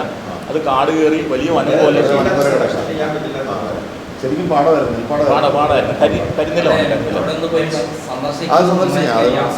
അത് മനസ്സിലാക്കി. ഞാൻ വെള്ളൂർ പോയിരുന്നു. അപ്പോൾ അവിടെ ഇങ്ങനെ വനം പോലെ വെറുതെ സ്ഥലം കിടക്കുകയാണ്. അത് നേരിട്ട് കണ്ടു. ഈ ഇലക്ട്രോണിക്സ് പാർക്കിൻ്റെ സ്ഥലത്ത് ഞാൻ ഇതിന് വേണ്ടി പോവുകയും മനസ്സിലാക്കുകയും എന്താണ് ചെയ്യാൻ കഴിയാമെന്നതിനെക്കുറിച്ച് പരിശോധിക്കും. തീർച്ചയായും. എൻ്റെ പേര് നസീർ. ഞാൻ കോൺഗ്രസ് ബ്ലോക്ക് ജനറൽ സെക്രട്ടറിയാണ്. മൈനോറിറ്റി സെല്ലിൻ്റെ ജില്ലാ വൈസ് ചെയർമാനും കൂടിയാണ്. എനിക്കൊരു കാര്യം, എന്തായാലും വ്യവസായത്തെക്കുറിച്ചെല്ലാം പറഞ്ഞു, വികസന കാര്യങ്ങളെക്കുറിച്ച് പറഞ്ഞു, എല്ലാത്തിനും സാർ വ്യക്തമായ മറുപടിയും കൊടുത്തു. ഭാവിയിൽ അതുണ്ടാകട്ടെ എന്ന് പ്രാർത്ഥിക്കുന്നു. ഞാൻ വ്യക്തിപരമായിട്ടും എൻ്റെ പാർട്ടി ഏറ്റവും കൂടുതൽ തോമസ് ചാഴിക്കാട് നിൽക്കുമ്പോൾ ഞങ്ങൾ മത്സരിക്കാൻ ഇവിടെ വരുമ്പോൾ ഞങ്ങൾക്കെല്ലാ വാഗ്ദാനങ്ങളും നൽകുകയും പ്രവർത്തിക്കുവാൻ വേണ്ടി ആമ്പല്ലൂരിൽ പ്രത്യേകിച്ച് ഇന്ത്യൻ നാഷണൽ കോൺഗ്രസ്സിന് ശക്തിയുള്ളൊരു മണ്ഡലമാണ്, ഏറ്റവും നല്ല ശക്തിയുള്ള മൊത്തത്തിൽ പിറവം നിയോജക മണ്ഡലം. അവിടെയെല്ലാം ഘടകകക്ഷികളുണ്ടെങ്കിലും ആത്മാർത്ഥമായി ഇറങ്ങുന്ന കോൺഗ്രസ്സുകാരാണെന്ന് നിലവിലുള്ളത്. ഞങ്ങളുടെ UDFൻ്റെ ഘടകകക്ഷി എന്ന നിലയ്ക്ക് ഞങ്ങൾ മാന്യമായും ബഹുമാനിച്ചുകൊണ്ടും ഞങ്ങളുടെ ബഹുമാന്യനായ ഫ്രാൻസിസ് ജോർജ് അദ്ദേഹത്തെ വിജയിപ്പിക്കാനാണ് ഞങ്ങൾ തുനിഞ്ഞിറങ്ങിയിരിക്കുന്നത്. പക്ഷേ ഇവിടുത്തെ സാധാരണക്കാരുടെ വിഷയങ്ങൾ വരുമ്പോൾ ഇന്ന് തോമസ് ചാഴിക്കാടൻ കാണിക്കുന്ന പോലെയോ അല്ലെങ്കിൽ തോമസ് ചാഴിക്കാടൻ്റെ നേതാവായിരുന്ന ഏറ്റവും വലിയ നമ്മളുടെ KM മാണി സാറിൻ്റെ മകൻ മത്സരിച്ചപ്പോൾ അവിടെ UDF മറുപടി കൊടുത്തതാണ്. എന്തുകൊണ്ടാണ് അവിടെ വലിയൊരു പരാജയം സംഭവിച്ചു? ജോസ് കെ മാണിക്കു. അത് UDFൻ്റെ കഴിവാണ്. പക്ഷേ ഇവിടെ ഞങ്ങൾ ഏറ്റെടുത്തിരിക്കുന്ന ഞങ്ങളുടെ UDF എന്ന കക്ഷിയിൽ ഞങ്ങൾക്ക് വന്നിരിക്കുന്ന ഘടകകക്ഷിയെ വമ്പിച്ച ഭൂരിപക്ഷത്തോടെ ഞങ്ങൾ ജയിപ്പിക്കാൻ തയ്യാറാണ്. പക്ഷേ ഇവിടുത്തെ സാധാരണക്കാരുടെ വിഷയങ്ങളിലും അവരുടെ ആരോഗ്യ പ്രശ്നങ്ങളിലും അവർക്ക് കിട്ടേണ്ട കേന്ദ്ര ആനുകൂല്യങ്ങളും വ്യക്തമായ കാഴ്ചപ്പാട് ഞങ്ങളെ സഹായിക്കണം. ഇനി നാളെ എന്താണ് സംഭവിക്കുന്നതെന്ന് വെച്ചാലും പക്ഷേ വമ്പിച്ച ഭൂരിപക്ഷത്തോടെ ഞങ്ങളുടെ സ്ഥാനാർത്ഥി ജയിക്കുമെന്നുള്ള ആത്മവിശ്വാസം ഞങ്ങൾക്കുണ്ട്. ഞങ്ങളുടെ മനസ്സും മെയ്യും മറന്ന് എല്ലാവരും UDF ഒന്നിച്ച് പ്രവർത്തിച്ചുകൊണ്ടിരിക്കുന്നു. പക്ഷേ ജയം കിട്ടിക്കഴിഞ്ഞാൽ സാധാരണക്കാരായ ജനങ്ങളെ സഹായിക്കാൻ സന്നദ്ധരാകുമോ എന്നുള്ളൊരു പ്രോമിസും കൂടി കിട്ടണമെന്നുണ്ട്. അത് പ്രത്യേകിച്ചും എന്ന് പറയില്ല ഒരിക്കലും UDFൻ്റെ. പക്ഷേ ഞങ്ങളുടെ ചോദ്യം വളരെ സിംപ്ലൈഡായിട്ടുള്ള കാര്യം അതല്ല, നമ്മൾ പ്രവർത്തിക്കുമോ ഇല്ലയോ എന്നുള്ളതാണ് ചോദ്യം പ്രധാനമായിട്ട്. അപ്പം അതിനെന്താ എനിക്ക് പറയാനുള്ള മറുപടി വെച്ചാൽ നമ്മുടെ ഒരു ട്രാക്ക് റെക്കോർഡ് നോക്കണം. ഇപ്പം ഞാൻ 2 വട്ടം പാർലമെൻറ്റ് അംഗമായിരുന്നു. ഞാനവിടെ മത്സരിക്കാൻ 96 ചെയ്തപ്പോൾ എന്നോട് നമ്മളിപ്പോൾ ഇങ്ങനെ നടന്ന ആളുകളൊക്കെ കാണുന്ന ചോദിക്കും. അപ്പോൾ എന്നോട് കുഞ്ചിത്തണയിൽ ഞാൻ കൃത്യമായിട്ട് ഓർക്കുന്നുണ്ട്, കടയുടെ തെന്നയിലിരിക്കുകയാണ്. വളരെ സാധാരണക്കാരാണ്. ചുമ്മാ കഴിഞ്ഞുകൊണ്ട് കൊടുത്തിട്ട് ഓർത്തിട്ട് അവിടെ കൃഷിപ്പണിയൊക്കെ കിട്ടും, കർഷക തൊഴിലാളികളായിരിക്കും. അപ്പോൾ ഞാൻ ഇങ്ങനെ കൈ കൊടുത്ത് ചെന്ന് സംസാരിച്ചപ്പോൾ അതിലൊരാൾ വളരെ നിസ്സംഗഭാവത്തിലാണ്, മൈൻഡ് ചെയ്യുന്നില്ല. അപ്പോൾ ഒരാൾ ചെന്ന് ചോദിച്ചു, ഇനി നിങ്ങളെ ഇന്ന് കാണും. ഞാൻ ചോദിച്ചാൽ എന്താ അങ്ങനെ ചോദിച്ചത്? അല്ല, നിങ്ങളെ ഇനി അടുത്ത തെരഞ്ഞെടുപ്പിലല്ലേ കാണും, അതുവരത്തേക്ക് നിങ്ങൾ ഇനി ഇങ്ങോട്ട് വരില്ലല്ലോ, ഇലക്ഷൻ കഴിഞ്ഞാൽ നിങ്ങൾ പോവില്ലേ? ഞാൻ അങ്ങനെയല്ല, ഞാൻ വരും. അപ്പോൾ അങ്ങനെ എടുത്ത വാക്ക് പറഞ്ഞു. അപ്പം അന്ന് ഞാൻ ജയിക്കില്ല എന്നുള്ളത് എല്ലാവർക്കും അറിയാം. കാരണം അന്ന് ഇടതുപക്ഷത്തിനാണ് മത്സരിക്കുന്നത്.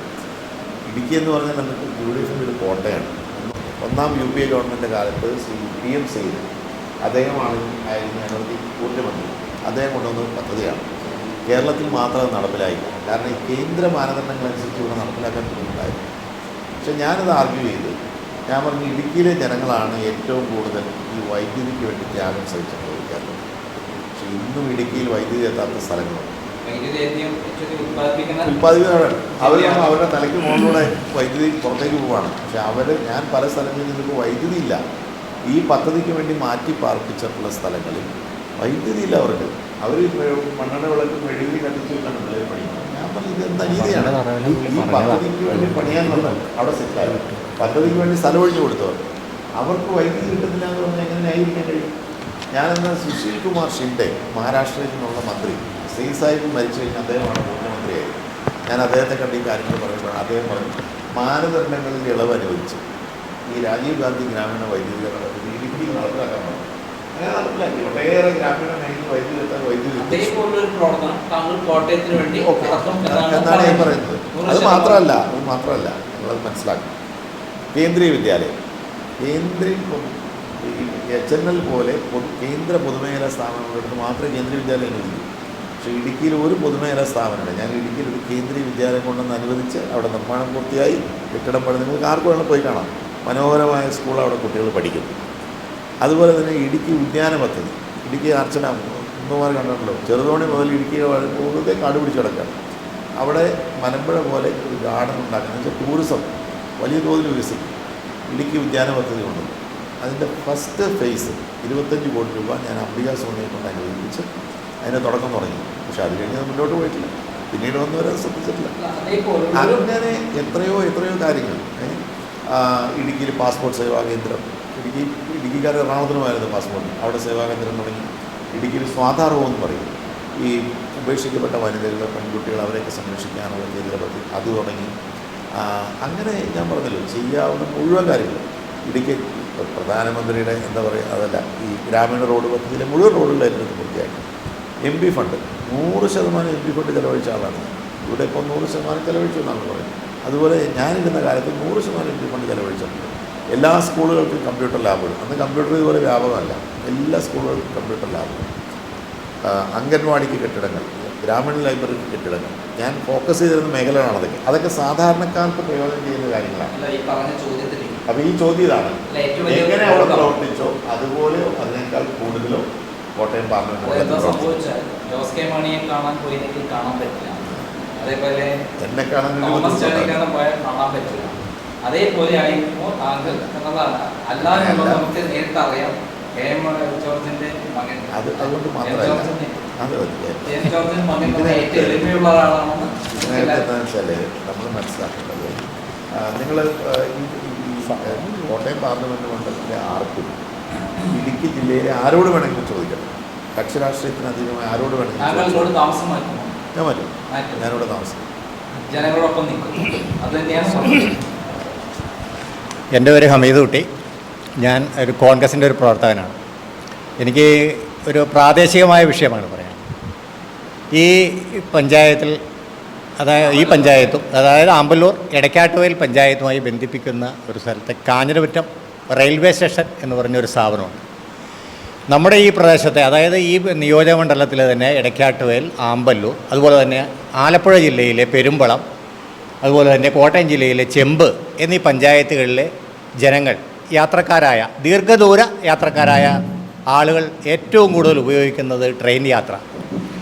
അത് കാഞ്ഞിരപുറ്റം റെയിൽവേ സ്റ്റേഷനിൽ വന്നാണ് അവർ പോയിക്കൊണ്ടിരുന്നത്. ദീർഘദൂര യാത്രയെ ആശ്രയിച്ചിരുന്നത് കാഞ്ഞിരപുറ്റം റെയിൽവേ സ്റ്റേഷനെയാണ്. ഇന്ന് ആ റെയിൽവേ സ്റ്റേഷൻ ഹാൾട്ട് സ്റ്റേഷനാക്കി മാറ്റി. അതോടുകൂടി ട്രെയിനുകളുടെ സ്റ്റോപ്പുകൾ നിർത്തലാക്കി. അപ്പോൾ ഈ യാത്രക്കാരെല്ലാം വളരെയധികം ദുരിതത്തിലാണ്. അപ്പോൾ ഈ കഴിഞ്ഞ പാർലമെൻറ്റ് ഈ നമ്മുടെ തിരഞ്ഞെടുക്കപ്പെട്ട MP അദ്ദേഹത്തിനും എല്ലാം പാസഞ്ചേഴ്സ് അസോസിയേഷൻ്റെ നേതൃത്വത്തിലെല്ലാം നിരവധി നിവേദനങ്ങൾ കൊടുത്തെങ്കിലും ഈ സ്റ്റേഷൻ്റെ കാര്യത്തിൽ ഒരു നടപടിയും അതുപോലെ ഉണ്ടായിട്ടില്ല.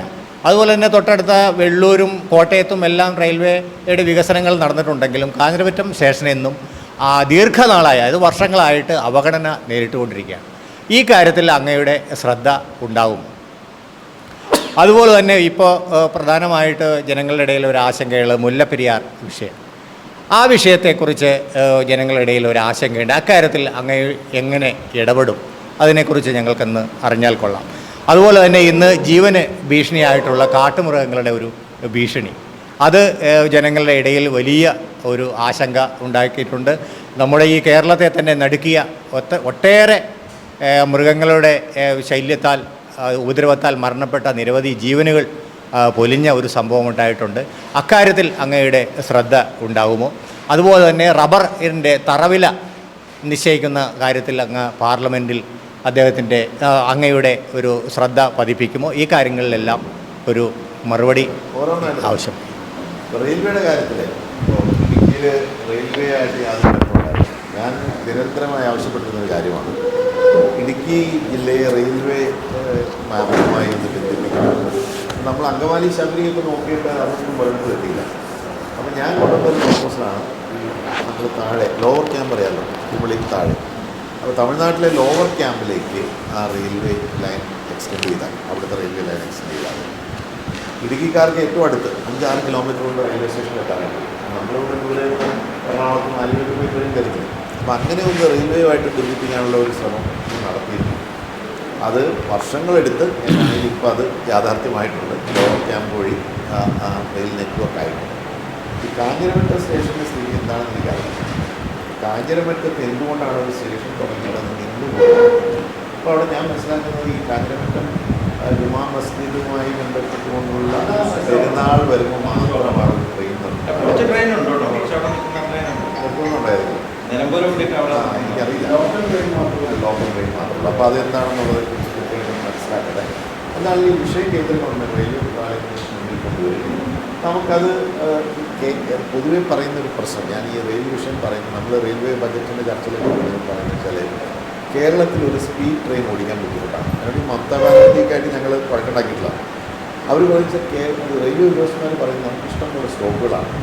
കേരളം പോലെ ഇത്രയും അടുത്തടുത്ത് സ്റ്റോപ്പുള്ള മറ്റേ സൈഡ് ഒരു സ്ഥലം കഴിഞ്ഞാൽ പിന്നെ 100-200 കിലോമീറ്റർ കഴിഞ്ഞിട്ടൊക്കെ ആയിരിക്കും. അവിടെയൊന്നും ആളുകൾ ഇത്രയും ഡിമാൻഡില്ല.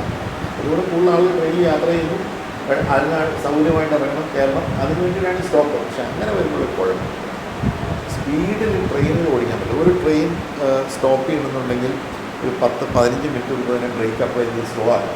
അതുപോലെ തന്നെ പിക്കപ്പ് ചെയ്യണമെങ്കിലും എന്ന് വെച്ചാൽ ഒരു അരമണിക്കൂറെങ്കിലും ഏറ്റവും ചുരുങ്ങിയത് ഒരു സ്റ്റോപ്പിൽ ഒരു ട്രെയിൻ നിർത്തിയാൽ സമയം നഷ്ടപ്പെടും. അപ്പോൾ ട്രെയിൻ സ്വാഭാവികമായിട്ടും സമയം കൂടുതലെടുക്കും. അപ്പോൾ അതുകൊണ്ട് നിങ്ങളിങ്ങനെ പറയുന്നത് ശരിയല്ല, നിങ്ങൾ എല്ലാ സ്റ്റേഷനിലും എല്ലാ ട്രെയിനും നടക്കണം, അത് സമ്മതിക്കില്ല എന്ന് പറഞ്ഞൊരു വലിയ പ്രശ്നം ഉണ്ടായിട്ടുണ്ട്. അപ്പോൾ ഞാൻ നിരന്തരമായിട്ട് ആവശ്യപ്പെടുന്ന ഒരു കാര്യം ഉണ്ടായിരുന്നു, ആലുവയിൽ കൂടുതൽ ട്രെയിൻ. കാരണം ഇടുക്കിക്ക് വേറെ ഇപ്പോൾ അടുത്ത സ്റ്റേഷൻ എന്ന് പറയുന്നത് ആലുവയാണ്. ഇടുക്കിയിൽ റെയിൽവേ ഇല്ല. അതുകൊണ്ട് ആലുവയിൽ കൂടുതൽ സ്റ്റോപ്പ് എന്ന് പറഞ്ഞാൽ പല ട്രെയിനുകൾക്ക് ആലുവയിൽ സ്റ്റോപ്പ് ചെയ്യും. പക്ഷേ അന്നേരമൊക്കെ ഉള്ളൊരു പ്രശ്നം ഇതാണ്. അപ്പോൾ അതുകൊണ്ട് റെയിൽവേ എപ്പോഴും എതിർക്കുന്നൊരു കാര്യമാണ്. പക്ഷേ എങ്കിലും എന്തിനാണ് ഇവിടെ ഈ സ്റ്റേഷൻ തുടങ്ങിയത്?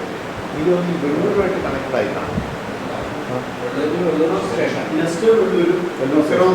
എന്തിനാണ് ഈ കാഞ്ഞിരമറ്റത്ത് ഒരു സ്റ്റേഷൻ തുടങ്ങിയെങ്കിൽ എന്തെങ്കിലും ആൾക്കൊരു കാര്യം ഉണ്ടാവില്ല. സ്റ്റേഷനാണ്. അപ്പോൾ അത് നിന്ന് പോകാതെ അത് റിവൈവ് ചെയ്യാൻ നോക്കുക. കൂടുതൽ ട്രെയിനുകൾക്ക് സ്റ്റോപ്പ് അവിടെ അനുവദിക്കാം. 1 സെക്കൻഡ് 1 മിനിറ്റ് സ്റ്റോപ്പ് ചെയ്താൽ മതിയല്ലോ. അങ്ങനെയുള്ളൊരു പരിശ്രമം നമുക്ക് തീർച്ചയായിട്ടും ഉണ്ടാകും. അതെ, തീർച്ചയായിട്ടും എനിക്കതേക്കുറിച്ച് ഇപ്പോൾ അത്രേ പറയാം. കാരണം എനിക്ക് അറിവില്ലാത്ത പൂർണ്ണമായിട്ട് അതിൻ്റെ കാര്യം അത് റെയിൽവേ ആയിട്ട് ഡിസ്കസ് ചെയ്യാൻ മാത്രമേ ഉള്ളൂ. 2 എന്നോട് ചോദിച്ചത് മുല്ലപ്പെരിയാർ വിഷയം. മുല്ലപ്പെരിയാർ വിഷയം നിങ്ങൾ പാർലമെൻറ്റ് റെക്കോർഡ് നോക്കിയാൽ മതി. ഏറ്റവും കൂടുതൽ ഉന്നയിച്ചിട്ടുള്ള ഒരാൾ ഞാൻ. കാരണം ഞാൻ ഇടുക്കിയായിരുന്നു. ഇടുക്കിയുമായി ബന്ധപ്പെട്ടൊരു വിഷയം. എന്നാൽ ഇടുക്കി മാത്രമല്ല, എറണാകുളം, കോട്ടയം, ആലപ്പുഴ ജില്ലകളെയൊക്കെ ബാധിക്കുന്ന ഈ വിഷയം. പാർലമെൻറ്റിൽ ഏറ്റവും കൂടുതൽ ഈ കാര്യം സംസാരിച്ചിട്ടുള്ള ഞാനാണ്. ഞാനിത് എന്നൊക്കെ പാർലമെൻറ്റ് ഉന്നയിച്ചിട്ടുണ്ടെന്ന് എല്ലാം വലിയ ബഹളവും പ്രശ്നം ഉണ്ടായിട്ടുണ്ട്. ഒരു ഘട്ടം കഴിയുമ്പോൾ സ്പീക്കർ ഈ മുല്ലപ്പെരിയാർ വിഷയത്തിന് റേസ് ചെയ്യാൻ അനുമതി തരാത്ത പ്രശ്നമുണ്ടായി. ഞാൻ വളരെ പണിപ്പെട്ട് ചോദിച്ചാൽ അന്ന് സോമനാഥ് ചാറ്റർജി CPM നേതാവ് സ്പീക്കറായിട്ട് അദ്ദേഹം പറയും, you have to be very careful, this a very sensitive issue എന്ന് പറഞ്ഞ് എന്നെ വാങ്ങിക്കാൻ തുടങ്ങി. അപ്പം ഞാൻ ഈ വിഷയം നിരന്തരമായി ഉന്നയിച്ചിട്ടുണ്ട്. കൃത്യമായി കാര്യങ്ങൾ പറഞ്ഞു.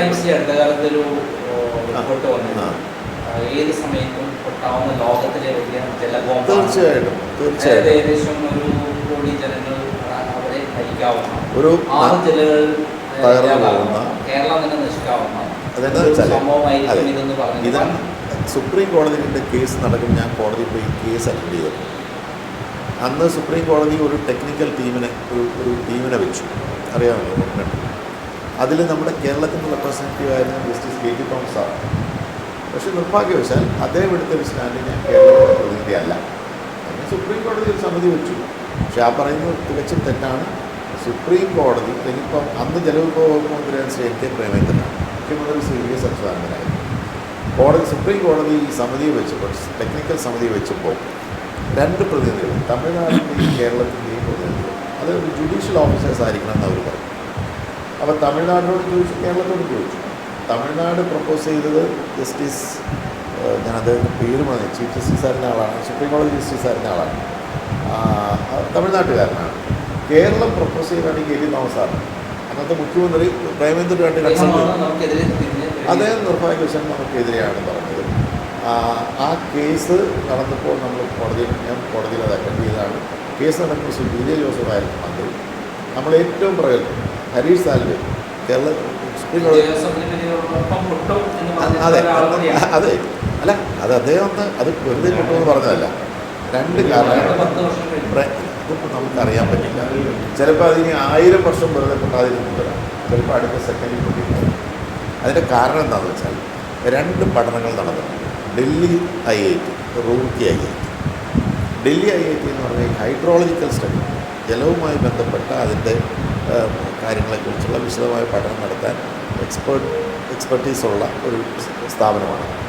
റൂർക്കി IIT എന്ന് പറഞ്ഞാൽ ഈ ഭൂകമ്പവുമായി ബന്ധപ്പെട്ടുകൊണ്ടുള്ള കാര്യങ്ങൾ പഠിച്ച് അതിൻ്റെ വിദഗ്ധ ഉപദേശം നൽകാൻ ലോകത്തിൽ ഏതാണ്ട് 8 or 10 സ്ഥാപനങ്ങളിൽ ഒന്നാണ് റൂർക്കി IIT. ഈ 2 പേരെ കൊണ്ട് നമ്മൾ പഠനം നടത്തിച്ചു. റൂർക്കി IITയുടെ പഠനം എന്താ പറഞ്ഞത്? അവർ പറഞ്ഞത് ഈ റിക്ടർ സ്കെയിലിൽ 5, 6 അതിൽ കൂടുതലോ ഉള്ള ഒരു ചലനമുണ്ടായാൽ, തീവ്രതയുള്ള ചലനമുണ്ടായാൽ ഈ മുല്ലപ്പെരിയാർ അത് താങ്ങില്ല. ഡൽഹി IIT പറഞ്ഞത് എന്താണെന്ന് വെച്ചാൽ 48 മണിക്കൂർ നിരന്തരമായി മഴ പെയ്താൽ, ഇപ്പോൾ 2018 നമ്മൾ കണ്ടല്ലോ, മഴ പെയ്താൽ ഈ പറയുന്ന മുല്ലപ്പെരിയാർ ഓവർഫ്ലോ ചെയ്യും. വെള്ളം വന്ന് ഓവർഫ്ലോ ചെയ്താൽ ഒരു ഡാമും നിൽക്കില്ല. ഓവർഫ്ലോ ചെയ്യാൻ പാടില്ല എന്നുള്ളതാണ്. അങ്ങനെ വന്നാൽ മുല്ലപ്പെരിയാർ തകരും. പ്രശ്നം ഇതാണ്, ഈ മുല്ലപ്പെരിയാർ എന്ന് പറയുന്നത് സ്ഥിതി ചെയ്യുന്നത് കമ്പം ഫോൾട്ട് എന്ന് പറയും. അതായത് ഈ ഭൂകമ്പ സാധ്യതയുള്ള മേഖലയ്ക്ക് പറയുന്ന ഫോൾട്ട് ലൈൻസ് എന്നാണ്. അപ്പോൾ അതിൽ വലിയ സാധ്യതയുള്ളൊരു മേഖലയാണ് ഈ കമ്പം ഫോൾട്ട് എന്ന് പറയുന്നത്. ആ കമ്പം ഫോൾട്ട് എന്ന് പറയുന്നത് മുല്ലപ്പെരിയാറിൽ നിന്ന് വെറും 16 കിലോമീറ്റർ അകലത്തിൽ മാത്രം നിൽക്കുന്നതാണ്. അവിടെ 6 അതിൽ കൂടുതലോ തീവ്രതയുള്ള ഭൂകമ്പം ഏത് സമയത്തും ഉണ്ടാകാതിരിക്കാം. നമുക്കത് കൃത്യമായിട്ട് പ്രെഡിക്റ്റ് ചെയ്യാൻ പറ്റില്ല. ഈ പ്രശ്നം ഇതാണ്. കേരളത്തിൽ അങ്ങനെ മഴ പെയ്യുന്നപ്പോൾ തെളിഞ്ഞല്ലോ, അന്ന് പറയുന്നത് അങ്ങനെ മഴ പെയ്യും എന്നൊക്കെയാണ്. അപ്പം 48 മണിക്കൂറല്ല, അതിനേക്കാൾ കൂടുതൽ സമയം നിന്ന് മഴ പെയ്യുന്നത് മനസ്സിലായി. മഴ പെയ്യുകയും മുല്ലപ്പെരിയാർ നിറഞ്ഞു കിടക്കുകയും നമ്മുടെ നിർഭാഗ്യത്തിന് എന്തെങ്കിലും കാരണവശാൽ ഒരു ഭൂകമ്പം, ഈ പറയുന്ന തീവ്രതയിൽ ഒരു ഭൂകമ്പം ഉണ്ടായാൽ മുല്ലപ്പെരിയാറിൻ്റെ സ്ഥിതി നമ്മൾ പറയാൻ പറ്റും. അങ്ങനെ ഒരു മഴക്കാലം എന്ന് പറഞ്ഞാൽ കേരളം മുഴുവൻ നിറഞ്ഞു നിൽക്കുക, മുഴുവൻ ഡാമും എല്ലാം പുഴകളും ഒക്കെ നിറഞ്ഞു നിൽക്കുകയാണ്. അപ്പോൾ എന്ത് സംഭവിക്കും എന്നുള്ളതിനെക്കുറിച്ച് ആർക്കും പ്രെഡിക്റ്റ് ചെയ്യാൻ പറ്റില്ല. അത് വലിയ പ്രശ്നം ഉണ്ടാക്കും. 2018 അതിൽ കേരള ഗവൺമെൻറ്റിലുള്ള അഫിഡവിറ്റിൽ പറയുന്നത് 2018 പ്രളയം ഞങ്ങൾ നേരിട്ടിട്ടുണ്ട്, അതേപോലെ ഞങ്ങൾക്ക് ഇത് നേരിടാൻ പറ്റുമെന്നാണ്. എന്താണ് അങ്ങയുടെ അവിടെയാണ് അങ്ങനെ ഗവൺമെൻറ് പറഞ്ഞിട്ട്, എനിക്കിത് കൃത്യമായിട്ട് അറിയില്ല. അതെ, എൻ്റെ റിപ്പോർട്ട് അങ്ങനെ പറഞ്ഞിട്ടുണ്ട്. അത് തികച്ചും തെറ്റാണ്. അതാണ് ഞാൻ പറയുന്നത്. ഏത് ഗവൺമെൻറ്? ഈ ഗവൺമെൻറ്റിലേ പറഞ്ഞത് പിണറായി സർക്കാർ. അതായത് മത്സ്യത്തൊഴിലാളികളും മറ്റൊക്കെ പങ്കെടുക്കുന്നത്. അതേപോലെ ഈ പൊട്ടി വരുന്ന മുല്ലപ്പെരിയാറെ തടയാനും ജനങ്ങളെ രക്ഷിക്കാനും അവർക്ക് കഴിയുമെന്നാണ് അവർ അല്ല, അവിടെയാണ് പ്രശ്നം. ഈ ഗവൺമെൻറ്റിൻ്റെ ആത്മാർത്ഥത നമ്മൾ മനസ്സിലാക്കണം. അന്ന് PJ ഹോസ്പിറ്റൽ പറഞ്ഞപ്പോൾ PJ ആളുകളെ പീഡിപ്പിക്കുന്നത് എന്നൊക്കെ ആളുകൾ പറഞ്ഞിരുന്നു. ഈ 2 സ്റ്റഡി റിപ്പോർട്ടിൻ്റെ ബേസിസിലാണ് അദ്ദേഹം ആശങ്ക പ്രകടിപ്പിച്ചത്. പക്ഷെ പ്രശ്നം എന്താണ്? ഈ ഗവൺമെൻറ്റിൻ്റെ ആത്മാർത്ഥത മനസ്സിലാക്കണമെന്നുണ്ടെങ്കിൽ ഒറ്റ സംഭവം എടുത്താൽ മതി. ഈ മുല്ലപ്പെരിയാർ എന്ന് പറയുന്നത് 2 ഡാമാണ്. ഒന്ന് മെയിൻ ഡാം, പിന്നെ ഒന്ന് അല്ല 6 ഈ ഡാം തന്നെ ഒരു എർത്തൻ ഡാമുണ്ട്, ബേബി ഡാം എന്ന് പറയും. ആ ബേബി ഡാം എന്ന് പറഞ്ഞാൽ ഒരു മൺകൊണ്ട് ഉണ്ടാക്കിയിട്ടുള്ള ഒരു ഡാമാണ്, അതിൻ്റെ അങ്ങേ സൈഡാണ്. ആ ബേബി ഡാം ഏത് സമയത്തും തകരുകയാണെങ്കിൽ ആദ്യം അതായിരിക്കും തകരുന്നത്. അപ്പോൾ അത് ബലപ്പെടുത്തണം എന്നൊരു ഡിമാൻഡ് തമിഴ്നാട് വെച്ചു. അപ്പോൾ അതിൻ്റെ മുന്നിൽ മരങ്ങൾ നിൽക്കും, ആ മരങ്ങൾ മുറിക്കണം. മരങ്ങൾ മുറിക്കണമെന്നുണ്ടെങ്കിൽ കേരള ഗവൺമെൻറ് അനുവാദം കൊടുക്കണം. അനുവാദം കൊടുത്തുകൊണ്ട് കേരള ഗവൺമെൻറ് തമിഴ്നാട് ഗവൺമെൻറ് ഈ മരങ്ങൾ മുറിച്ച് ബേബി ഡാം ബലപ്പെടുത്താൻ അനുവാദം കൊടുത്തു. അനുവാദം കൊടുത്ത് തീരുമാനമെടുത്തു. ആര് പറഞ്ഞില്ല? ഇത് തമിഴ്നാട് മുഖ്യമന്ത്രി കേരള മുഖ്യമന്ത്രി പിണറായി വിജയൻ കത്തെഴുതി നന്ദി പറഞ്ഞു. ആ കത്ത് ലീക്കൗട്ട് ആയപ്പോഴാണ് അറിയുന്നത് ഇങ്ങനൊരു അനുവാദം സംസ്ഥാന ഗവൺമെൻറ് കൊടുത്തിട്ടുണ്ടെന്ന് അറിയിക്കുന്നത്. നമ്മൾ സുപ്രീം കോടതിയിൽ എടുത്തിട്ടുള്ള സ്റ്റാൻഡ് എന്താണ്? തമിഴ്നാട് ഇപ്പോഴും പറയുന്നത് ബലപ്പെടുത്തിയാൽ മതി എന്നാണ് പറയുന്നത്. നമ്മൾ എടുത്തിട്ടുള്ള സ്റ്റാൻഡ് ബലപ്പെടുത്തിയതുകൊണ്ടായില്ല, ഒരു പുതിയ ഡാം തന്നെ വേണം. ബലപ്പെടുത്തലൊക്കെ അതിനൊക്കെ ഒരു പരിധിയുണ്ട്. അപ്പോൾ നമ്മൾ ബലപ്പെടുത്തിയിട്ടുണ്ട്, പക്ഷേ ഏത് സമയത്തും ബലപ്പെടുത്തിയ ഡാം തകരാം. അപ്പോൾ പുതിയ ഡാം ആധുനിക ടെക്നോളജി ഉപയോഗിച്ച് എർത്തുവയ്ക്കുന്ന റെസിസ്റ്റ് ചെയ്യാൻ കഴിയുന്ന, വലിയ വെള്ളപ്പൊക്കത്തിന് സമ്മർദ്ദം റെസിസ്റ്റ് ചെയ്യാൻ കഴിയുന്ന രീതിയിൽ ഡാം അവിടെ പുനർനിർമ്മിക്കണം എന്നുള്ളതാണ് നമ്മുടെ സ്റ്റാൻഡ്. നമ്മൾ സുപ്രീം കോടതിയിൽ നിരന്തരമായി പറഞ്ഞുകൊണ്ടിരിക്കുന്ന ഈ ഒരു വാദഗതിക്കെതിരെയാണ് ബലപ്പെടുത്താൻ അനുവാദം കൊടുത്തുകൊണ്ട് ഈ ഗവൺമെൻറ് തീരുമാനം എടുത്തത്. അതിൻ്റെ പിന്നിൽ എന്താണെന്നുള്ളതാണ് പ്രശ്നം. അതായത് എല്ലാ വർഷവും സീക്രട്ട് ഫണ്ടിൽ നിന്ന് പിണറായി വിജയന് 100 കോടി രൂപ വീതം കിട്ടുന്ന ഒരു കാര്യം അങ്ങയുടെ ശ്രദ്ധയിലുണ്ടോ? എനിക്കറിയില്ല, എനിക്ക് കൃത്യമായി അറിവില്ലാത്തൊരു കാര്യം. എൻ്റെ അടുത്തുണ്ടായിരുന്നു, എൻ്റെ ഓഫീസ് റെയ്ഡ് ചെയ്ത് അതൊക്കെ എടുത്തുകൊണ്ടായതാണ്. അപ്പോൾ പ്രശ്നം എന്താണെന്ന് വെച്ചാൽ അതിനകത്ത് കള്ളത്തരം ബോധ്യപ്പെടുന്നത് എങ്ങനെയാണ്? ഈ വിഷയം പുറത്തു വന്നു കഴിഞ്ഞപ്പോൾ ഇതാരും തീരുമാനമെടുക്കുന്നുള്ള ചോദ്യം ആർക്കും ഉത്തരവാദിത്തമില്ല. മുഖ്യമന്ത്രി അറിഞ്ഞിട്ടില്ല, ജലവിഭവ വകുപ്പ് മന്ത്രി അറിഞ്ഞിട്ടില്ല, വൈദ്യുതി മന്ത്രി, റവന്യൂ മന്ത്രി, ഇത്രയും മന്ത്രിമാർ ഇതുമായി ബന്ധപ്പെട്ടിട്ടുള്ളവരാണ്. ഇവരാരും അറിഞ്ഞിട്ടില്ല. പിന്നെ ആരെ തീരുമാനമെടുക്കും? അവസാനം അവർ കണ്ടുപിടിച്ചു. അന്നത്തെ ഈ പറയുന്ന ചീഫ് വൈൽഡ് ലൈഫ് വാർഡനായിരുന്നു ബെന്നിച്ചൻ തോമസ് എന്ന് പറയുന്ന ഉദ്യോഗസ്ഥൻ. അദ്ദേഹമാണ് ഈ കത്ത് ഇഷ്യൂ ചെയ്തത്. തമിഴ്നാട് ഗവൺമെൻറ് അനുവാദം കൊടുത്തത് മരം മുറിക്കും. അങ്ങനെ ഇതുപോലെ നിർണായകമായ നമ്മുടെ സംസ്ഥാനത്തെ ബാധിക്കുന്ന, ഇത്രയും കാലം നമ്മൾ കേസ് ഫൈറ്റ് ചെയ്തൊരു വിഷയത്തിൽ കേവലം ഒരു ഉദ്യോഗസ്ഥന് തീരുമാനമെടുക്കാൻ കഴിയും. അപ്പോൾ ഈ വകുപ്പ്, ഈ അന്തർ സംസ്ഥാന നദീജല വകുപ്പ് കൈകാര്യം ചെയ്യുന്നവരാണ് മുഖ്യമന്ത്രി നേരിട്ട് കൈകാര്യം ചെയ്യുന്നത്. മുഖ്യമന്ത്രിയുടെ അറിവില്ലാതെ, മന്ത്രിസഭയുടെ അറിവില്ലാതെ ഒരു ഉദ്യോഗസ്ഥൻ, അത് ചീഫ് സെക്രട്ടറി ആണെങ്കിൽ പോലും ഒരു ഉദ്യോഗസ്ഥന് തീരുമാനമെടുക്കാൻ കഴിയും. ഇത് ചോദിച്ചു ആർക്കും അറിയില്ല. എന്നിട്ട് എന്ത് ചെയ്തു? ആ ഉദ്യോഗസ്ഥനെ സസ്പെൻഡ് ചെയ്തു. ആദ്യം. അപ്പോൾ അയാൾ തെറ്റുകാരനാണ്, അതുകൊണ്ടാണ് സസ്പെൻഡ് ചെയ്തത്. കൃത്യം 1 മാസം കഴിയുമ്പോൾ അയാൾ തിരിച്ചെടുക്കും. കൃത്യം 1 മാസം. അയാളെ തിരിച്ചെടുത്തില്ലെങ്കിൽ അയാൾ പറയുകയാണ് ഇത് ഇന്നാര് പറഞ്ഞിട്ടാണ് ഞാനിത് കൊടുക്കുന്നത്, മുഖ്യമന്ത്രി പറഞ്ഞിട്ടാണ് ഞാൻ ഈ കണ്ടു കൊടുക്കുന്നത് പറഞ്ഞാൽ മുഖ്യമന്ത്രി രാജിവെക്കുന്നുണ്ട്. അപ്പോൾ അതുകൊണ്ട് എന്ത് ചെയ്തു? പേരിന് നമ്മുടെയൊക്കെ കണ്ണിൽ പൊടിയ അയാളെ സസ്പെൻഡ് ചെയ്തു, അതിൽ അയാളെ രജിസ്റ്റർ ചെയ്തു. ശിവശങ്കരൻ ചെയ്തതുപോലെ തന്നെയാണ് ചെയ്തത്. അപ്പോൾ ഇതാണ് ഇവിടെ നടക്കുന്നത്. ഇങ്ങനെ നമ്മൾ ഈ കേസ് കഴിക്കുന്ന വീണ്ടും നമ്മൾ ജയിക്കില്ല. നമ്മുടെ പ്രതിനിധിയായിരുന്നു KT തോമസ് സാറ് പറഞ്ഞത് എന്താണ്? ആ റിപ്പോർട്ട്, അതായത് ആ വിദഗ്ധ സമിതിയുടെ റിപ്പോർട്ടിനോട് ചേർന്ന് അദ്ദേഹം ഒരു നോട്ട് വെച്ചിട്ടുണ്ട്. ആ നോട്ട് വായിച്ചുകൊണ്ട് ആ നോട്ടിൽ അദ്ദേഹം പറഞ്ഞിട്ടുള്ള കാര്യങ്ങൾ പലതും തെറ്റുണ്ട്, വെറും തെറ്റാണ്. അതായത് ഇടുക്കി ഡാമിൻ്റെ കപ്പാസിറ്റി എന്ന് പറയുന്നത് അദ്ദേഹം പറഞ്ഞ് 75 TMCF എന്ന് പറയും. വെള്ളത്തിൻ്റെ കണക്ക് എങ്ങനെയാണ്? 1000 ബില്യൺ ക്യൂബിക് ഫീറ്റ് ഉണ്ട്. സത്യത്തിൽ അതില്ല, 70.5 ഉള്ളൂ. 75 അങ്ങനെ എവിടെ കിട്ടിയെന്നറിയും. പിന്നീട് അദ്ദേഹം പറഞ്ഞതെന്നറിയും, ഇടുക്കി ഡാം നിർമ്മിച്ചതിന് ശേഷം ഇന്ന് വരെ ഒരിക്കൽ പോലും ഡാം നിറഞ്ഞിട്ടില്ല. പരമാവധി ഡാമിൽ വെള്ളം വന്നിട്ടുള്ളത് 55 TMCF മാത്രമേ ഉള്ളൂ. ശുദ്ധ തെറ്റാണ്. 2-3 പ്രാവശ്യം ഡാം തുറന്നു വിട്ടിട്ടുണ്ട്, പല പ്രാവശ്യം നിറഞ്ഞെത്തിയിട്ടുണ്ട്. അപ്പോൾ ഇത് ബേസിക് കാര്യമാണ്. അത് ഇലക്ട്രിസിറ്റി ബോർഡിൽ വിളിച്ച് ചോദിച്ചാൽ കൃത്യമായി വിവരിക്കുന്ന കാര്യത്തിൽ അദ്ദേഹം എങ്ങനെയാണ് ഇങ്ങനെ തെറ്റെഴുതി വെച്ചത് എന്ന് വെച്ചാൽ ഈ കാര്യത്തെക്കുറിച്ച് അദ്ദേഹം ഒട്ടും പഠിച്ചിട്ടില്ല, മനസ്സ് വെച്ചിട്ടില്ല കാണിക്കുന്നത്. അപ്പോൾ അങ്ങനെയാണ് നമ്മുടെ സംസ്ഥാനം ഇതുപോലെ ഈ വിഷയം കൈകാര്യം ചെയ്യും. നിങ്ങൾ ആരെങ്കിലും മുല്ലപ്പെരിയാർ പോയിട്ടുണ്ടോ? മുല്ലപ്പെരിയാറിൻ്റെ സ്ഥിതി എന്താണ്? അതിങ്ങനെ വെള്ളം ഇങ്ങനെ ഒഴിയും, നമ്മളിതിനെ തടഞ്ഞു നിർത്തും. ഇങ്ങനെ വെള്ളം വരുമ്പോൾ ഇങ്ങനെ തടഞ്ഞു നിർത്തിയിട്ട് ഈ വെള്ളം ഇങ്ങനെ തിരിച്ച് തമിഴ്നാട്ടിലേക്ക് വിടുകയാണ്. ഇങ്ങോട്ട് വന്നാൽ കേരളം. ഇത് തകർന്നാൽ, ഇതങ്ങനെ തകർന്നാലുണ്ടല്ലോ, ഈ തമിഴ്നാട്ടിലേക്ക് ഒരു തുള്ളി വെള്ളം പോലും പോകില്ല. വെള്ളം മുഴുവൻ കേരളത്തിലേക്ക് വരും. അപകടം മുഴുവൻ കേരളത്തിനാണ്. തമിഴ്നാടിനൊന്നും പേടിക്കാനില്ല. നേരെ തിരിച്ചായിരുന്നായിരിക്കാം.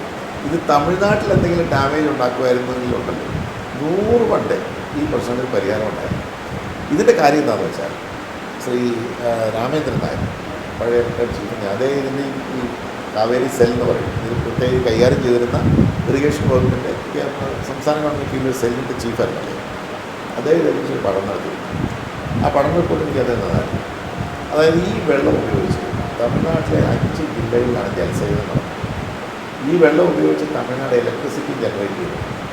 ഒരു വർഷം അന്നത്തെ അദ്ദേഹത്തിൻ്റെ കണക്കാണ് ഏതാണ്ട് 750 കോടി രൂപ അവർക്ക് കൃഷിയിൽ നിന്നും ഇലക്ട്രിസിറ്റിയിൽ നിന്നും വൈദ്യുതി ഉൽപ്പാദിപ്പിച്ച് അവർക്ക് ഇതിൻ്റെ പണം ലാഭം കിട്ടുന്നു. നമുക്ക് തരുന്ന പാട്ടം എത്ര നിശ്ചയിച്ചെങ്ങനെയെന്നറിയാം? 8 ലക്ഷം രൂപ, 750 കോടി രൂപ ലാഭം അല്ലെങ്കിൽ അവർക്ക് വരുമാനം കിട്ടുമ്പോൾ ജലസേചനത്തിലൂടെ 50,000 കോടി ഇപ്പം അതെ, അത് 750 അല്ല, ഇപ്പം ആ കോടികളൊക്കെ മാറി. ഒരു വർഷം 50,000 കോടി രൂപ ലാഭമുണ്ടാക്കുന്ന സംഭവമാണ് മുല്ലപ്പെരിയാർ. നമുക്ക് തരുന്ന പാട്ടം എന്ന് പറയുന്നത് 8 ലക്ഷം പോലും തികയില്ല. 8 ലക്ഷത്തിന് അടുത്തുള്ള ഒരു തുക മാത്രമേ തരൂ. കഴിഞ്ഞ 30 വർഷമായിട്ട് നമ്മളത് പുതുക്കിയിട്ടില്ല. നമ്മളതെന്ന് വെച്ചാൽ പുതുക്കാത്ത എന്താണെന്ന് വെച്ചാൽ നമ്മൾ പുതുക്കിയാൽ ഈ കരാറിന് നമ്മൾ വീണ്ടും അംഗീകാരം കൊടുക്കുന്നതിന് തുല്യമാവും. അതുകൊണ്ട് നിയമം കേസ് നടക്കുന്നതുകൊണ്ട് നമ്മളത് പുതുക്കാൻ പോയിട്ടില്ല. തമിഴ്നാട് അതൊന്നും ചെയ്തിട്ടില്ല. അത് ഏതോ ഒരു അക്കൗണ്ടിൽ അവരത് ഡെപ്പോസിറ്റ് ചെയ്തുകൊണ്ടിരിക്കുകയാണ്. അതാണ് ചോദ്യം. അപ്പോൾ പ്രശ്നം എന്താണെന്ന് വെച്ചാൽ ഇത് തമിഴ്നാട് ഗവൺമെൻറ്, ഞാനിത് പാർലമെൻറ്റിൽ പരസ്യമായിട്ട് പറഞ്ഞില്ല, ഇത് വേറൊരു സ്വാർത്ഥതയാണ്. അവർക്ക് എന്നാ പ്രശ്നം? അവർക്ക് വെള്ളം കിട്ടിയാൽ പോലെ. അവരുടെ പ്രശ്നം എന്താണ്? അവരുടെയൊക്കെ ഇൻട്രസ്റ്റാണ് ഈ ഡാം പുതുക്കി പണിത്. നമ്മൾ പറയുന്നത് എന്താണ്? അതിനകത്ത് ഉമ്മൻചാണ്ടി സാറാണ് കൃത്യമായ ഒരു വാദം പറഞ്ഞത്, ഒരു നിലപാട് പറഞ്ഞത്. തമിഴ്നാട് ജലം, കേരളത്തിന് സുരക്ഷ. ആദ്യം തമിഴ്നാട് ജല, രണ്ടാമത് സുരക്ഷ പറയുന്നുള്ളൂ. അതിൽ പരം നമ്മൾ എന്ത് ഔദാര്യം ചെയ്യുന്നു? 2012 ഞാൻ പാർലമെൻറ്റിൽ പറഞ്ഞു, ഇതുപോലെ ഒരു ക്രൂരത, ഒരു നന്ദി കേട് നിങ്ങൾ കാണിക്കാൻ കൊള്ളാം. 100 വർഷം കഴിഞ്ഞു, ഇപ്പം 128 വർഷമായി ഈ വെള്ളം നിർബാധം ഉപയോഗിച്ചുകൊണ്ടിരിക്കുകയാണ്. നമുക്ക് തന്നെ കേരളത്തിൽ വെള്ളത്തിന് ആവശ്യമില്ല. നമുക്ക് വേനൽക്കാലത്ത് വൈദ്യുതി ഉൽപ്പാദിപ്പിക്കാൻ വെള്ളമില്ല. അല്ലെങ്കിൽ ഈ വെള്ളം മുഴുവൻ നമുക്ക് ഇടുക്കി ഡാമിലേക്ക് വരേണ്ടതാണ്. അപ്പോൾ ഞാൻ പറഞ്ഞു, ഞങ്ങൾക്കിത് ആവശ്യമില്ലാന്ന്. അവർ water do with this water, നമുക്ക് എന്തെല്ലാം കാര്യങ്ങൾ ചെയ്യാനുണ്ട്. നമുക്ക് വൈദ്യുതി ഉൽപ്പാദിപ്പിക്കാം, നമുക്ക് കൃഷിക്ക് ഉപയോഗിക്കാം. അപ്പോൾ ഇത് നമ്മൾ തരും. അന്നൊക്കെ രാജാവിൻ്റെ കാലത്തിൽ കരാറിൽ ഏർപ്പെട്ട് നമ്മളതിനെ മാനിക്കും. തമിഴ്നാട്ടുകാർക്ക് വെള്ളത്തിൻ്റെ പ്രശ്നമുണ്ട്, ദൗർലഭ്യമുണ്ട്, തമിഴ്നാടിന് വെള്ളം ആവശ്യമാണ്, നമ്മളത് കൊടുക്കാൻ തയ്യാറാണ്. പക്ഷേ കേരളത്തിലെ ജനങ്ങളുടെ സുരക്ഷ അത് തമിഴ്നാടിൻ്റെ പ്രശ്നമല്ല എന്ന് പറയുന്നത് എത്രയോ മര്യാദകളാണ്. ഞാനിത് പാർലമെൻറ്റിൽ ഉന്നയിച്ച ഒരു ധനാഭ്യർത്ഥന ചർച്ച ചെയ്തു. ഞാനത് അന്ന് സംസാരിക്കില്ല. സാധാരണ ഇത് 0 ഓവറിലാണ് ഇത് റേസ് ചെയ്യാറ്. ഒരു ധനാഭ്യർത്ഥന ചർച്ചയിൽ തമിഴ്നാട്ടിൽ നിന്നൊരു MP പെട്ടെന്ന് എഴുന്നേറ്റ് നഗരം 2 കള്ളാസ് എടുത്തിട്ട് മുല്ലപ്പെരിയാറിനെ കുറിച്ച് ഇങ്ങനെ വാദിക്കാൻ തുടങ്ങി. ധനാഭ്യർത്ഥനയെക്കുറിച്ചൊന്നും പറയുന്നില്ല. മുല്ലപ്പെരിയാർ ആനയാണ്, കുതിരയാണ്, ഞങ്ങൾക്ക് ഇത് വേണം, കേരളം മുഴുവൻ മുട്ടാപോക്ക് പറയണം, അത് വേണം. അപ്പോൾ അത് പറഞ്ഞപ്പോൾ ചർച്ച കൊണ്ടുവരുന്നതുകൊണ്ട് സംസാരിക്കുമ്പോൾ ഞാൻ ആദ്യം ധനകാര്യ ബില്ലിൻ്റെ കാര്യങ്ങളൊക്കെ നമ്മുടെ ഇതെല്ലാം പറഞ്ഞതിന് ശേഷം ഞാൻ പറഞ്ഞു മുല്ലപ്പെരിയാറിൻ്റെ കാര്യമുണ്ട്, ഇതാണ് സംഭവം, ഇതിങ്ങനെയൊക്കെ ഞങ്ങൾ ചെയ്തിട്ട് ഞങ്ങളോട് കാണിക്കുന്നു മാർക്ക് പോവുകയാണ്. ഞാൻ അതിൻ്റെ വിശദാംശം അത് യൂട്യൂബിലുണ്ടായിട്ടുണ്ട്. അപ്പോൾ അത് കേട്ടുകൊണ്ടിരിക്കുന്നത് P. ചിദംബരമാണ്. ചിദംബരം ഇങ്ങനെ ചുമ്മാ കേട്ടോണ്ട് ഞാൻ വെറുതെ അങ്ങ് വലിയ തമിഴ്നാട്ടിലെ നേതാവാണ്. ഇത് 2 സംസ്ഥാന ഗവൺമെൻറ്റുകളെയും വിളിച്ച് കേന്ദ്ര ഗവൺമെൻറ് വിഷയം സംസാരിച്ച് ഇതിനൊരു ധാരണ ഉണ്ടാക്കി. ഞങ്ങൾ വേറെ ഒന്നും ആവശ്യപ്പെടുന്നില്ലല്ലോ. ഞാൻ പറഞ്ഞു, എനിക്ക് ഉറപ്പ് തരാൻ പറ്റിയ ഫ്ലോറിൽ ഒരു തുള്ളി വെള്ളം പോലും കേരളം ആവശ്യപ്പെട്ടില്ല. വെള്ളം മുഴുവൻ തമിഴ്നാട് എടുക്കും. പക്ഷെ കേരളത്തിന് ഈ പറയുന്ന സുരക്ഷ വേണം, ഒരു ഡാം വേണം. പിന്നെ കോമ്പൻസേഷൻ ഞാൻ പറഞ്ഞു, കാലോചിതമായിട്ട് പുതുക്കണം. നമുക്കതിനുള്ളൊരു ഇത് തരണം, കോമ്പൻസേഷൻ തരണം, നമുക്കതിന് പ്രതിഫലം തരണം. അത് കാലോചിതമായിട്ടുള്ള പുതുക്കണം. അതെത്ര വേണമെന്നുള്ളത് തീരുമാനിക്കാം. അപ്പോൾ ഈ വിഷയത്തിൽ നമ്മൾ തീവ്രമായിട്ട് ഇടപെട്ടിട്ടുണ്ട്. ഇനിയും ഇടപെടും. ഞാൻ പാർലമെൻറ്റ് ജയിച്ചു തന്നു കഴിഞ്ഞാൽ ഇപ്പോൾ ഞാൻ ഇടുക്കിയുടെ MP എല്ലാവർക്കും ഉണ്ടായിരുന്ന ഞാൻ ഡീലുകളുടെ ശക്തമായിട്ട് ഞാൻ കേട്ടിട്ടുണ്ട്. അല്ലേ? അതെ, ഇടുക്കി മാത്രമല്ലോ,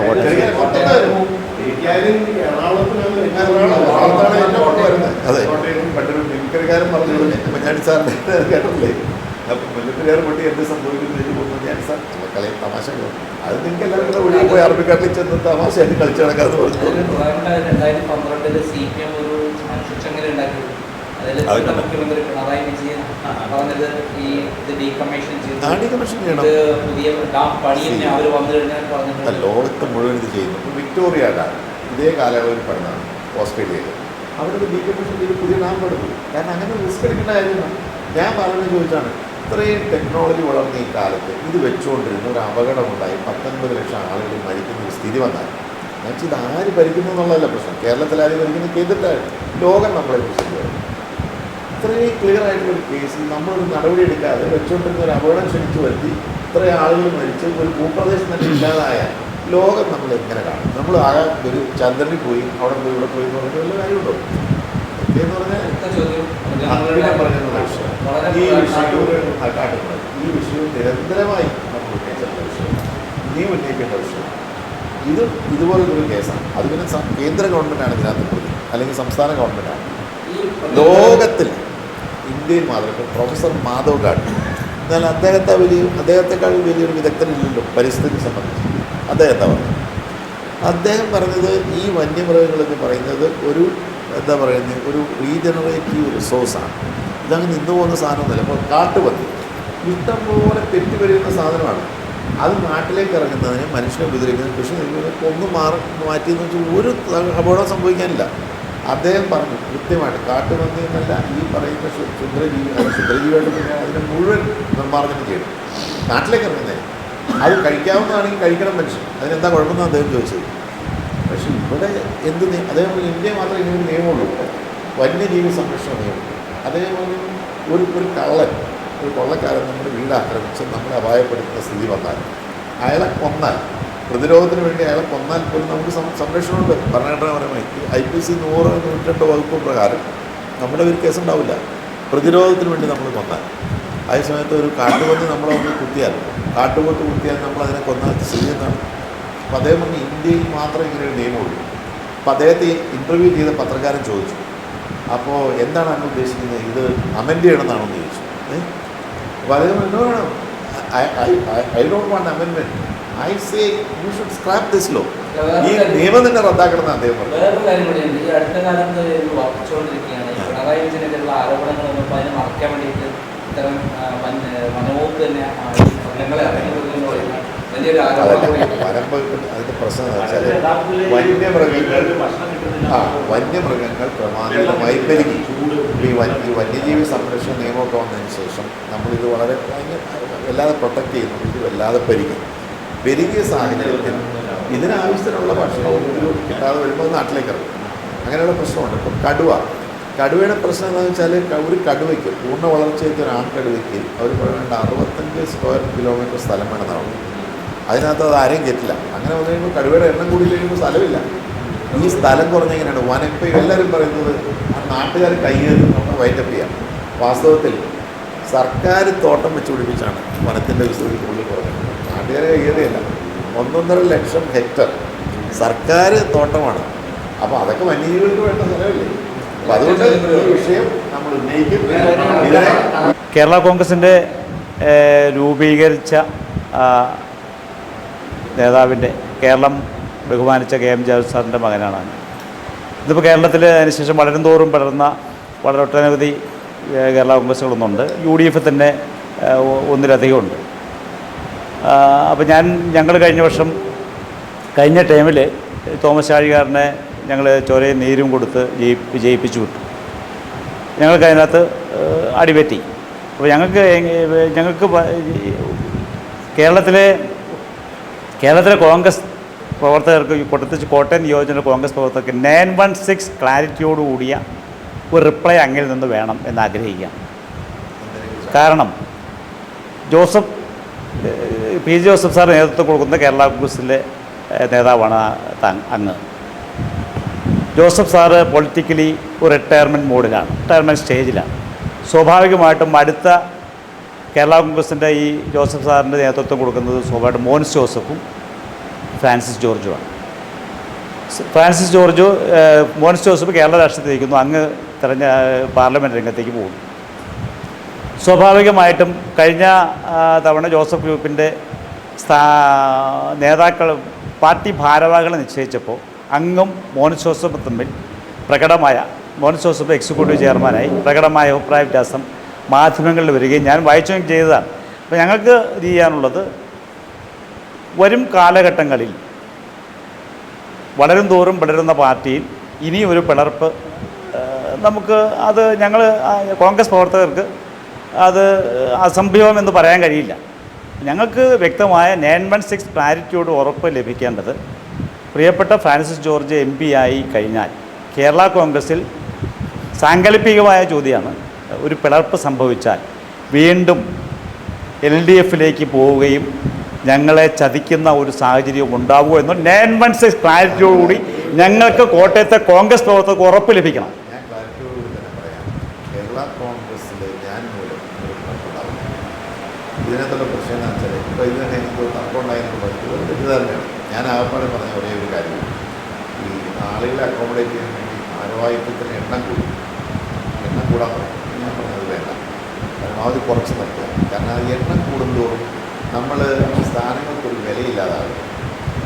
അപ്പോൾ അതുകൊണ്ട് പരമാവധി കുറച്ച് നിർത്തുക. ഞാൻ പറഞ്ഞു എനിക്ക് പ്രത്യേകിച്ച് സ്ഥാനം വേണ്ട, നമുക്ക് സ്ഥാനമില്ലാന്ന് ചിന്തകളും അത്രയും കുറഞ്ഞിരിക്കട്ടെ.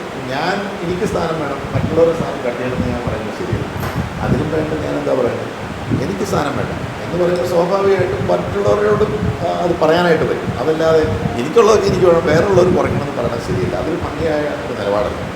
അപ്പോൾ അതുകൊണ്ട് ഞാൻ ആകപ്പാടെ പറഞ്ഞത് അത് മാത്രമേ ഉള്ളൂ. അതല്ലാതെ ആ സ്ഥാനം എനിക്കിത് പോരാ, അല്ലെങ്കിൽ അത് ശരിയായി ഇത് ശരിയായില്ല, അങ്ങനെ ഒരു തർക്കം ഉണ്ടായിട്ടില്ല. മാധ്യമങ്ങളിൽ ഞാൻ പറയാം ചോദ്യത്തിലേക്ക് ഞാൻ വരുന്നത്, ഈ പലതും മനസ്സിലാക്കിയിട്ടൊന്നുമല്ല വാർത്തകൾ വരുന്നത് ഓരോ തരത്തിൽ, അല്ലെങ്കിൽ എന്തെങ്കിലുമൊക്കെ ആരെങ്കിലുമൊക്കെ കൊടുക്കുന്ന ഇൻഫർമേഷൻ വെച്ചിട്ടാണ്. കേരള കോൺഗ്രസ്സിൽ നിന്നല്ല ഒരു പാർട്ടിയിലും പിളർപ്പുണ്ടാവരുത് എന്നുള്ള അഭിപ്രായക്കാരനാണ് ഞാൻ. നിർഭാഗ്യവശാൽ ചില പ്രശ്നങ്ങൾ ഉണ്ടായിട്ടുണ്ട്. അത് നമ്മുടെ ഒരു എന്താ പറയുക, ഒരു ആത്മാഭിമാനത്തെ ചോദ്യം ചെയ്യുമ്പോൾ മാണി സാറ് 2010 ഞാനൊരു പിളർപ്പിന് കൂട്ടുന്നതാണ് ഏകീകരിപ്പിക്കാൻ. 2010 മാണി സാറും PO സാറും തമ്മിലുള്ള യോജിപ്പിന് മുൻകൈ എടുത്തവരും അതിന് മുഴുവൻ വിശദാംശങ്ങളും തയ്യാറാക്കിയവരിൽ ജോസഫ് വിഭാഗത്തിൽ തന്നെയാണ് ചുമതലപ്പെടുത്തിയത്. ഞാൻ അതുപോലെ യോജിപ്പിന് വേണ്ടി നിന്ന ഒരാളാണ്. അങ്ങനെ ചിന്തിച്ച് നിൽക്കേണ്ട കാര്യമില്ല, യോജിച്ച് നിൽക്കുകയാണെന്നല്ലേ. പക്ഷേ നിർഭാഗ്യവശാൽ യോജിച്ചതിന് ശേഷം നൽകിയിരുന്ന വാക്ക് പാലിക്കാതെ വന്നപ്പോഴാണ് അഭിപ്രായ വ്യത്യാസങ്ങളുണ്ടായത്. അപ്പോൾ സ്വാഭാവികമായിട്ടും നമുക്ക് അണികളെന്നുള്ള സമ്മർദ്ദവും പ്രശ്നങ്ങളൊക്കെ വന്നപ്പോഴാണ് അങ്ങനൊരു നിലപാടിലേക്ക് പോകുന്നത്. ഇനി എന്താണ് അങ്ങനെ പ്രശ്നങ്ങളൊന്നുമില്ല, യോജിച്ച് തന്നെ പോകും. ഞാനായിട്ട് ഒരു പിളർപ്പുണ്ടാക്കി ഏതെങ്കിലും ഒരു പക്ഷത്തേക്ക് മാറുകയും കാര്യം മാറുകയും ചെയ്യുന്ന ഒരു പ്രശ്നമില്ല.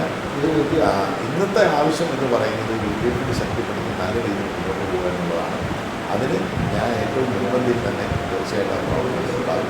എൻ്റെ ഭാഗത്ത് നിന്ന് അങ്ങനെ ഒരു വീഴ്ച ഉണ്ടായില്ല എന്നൊരു 100% അയൺ ക്ലാഡ് ഉറപ്പെന്ന് പറയുള്ളൂ. അങ്ങനെയുള്ള അയൺ ക്ലാഡ് ഉറപ്പ്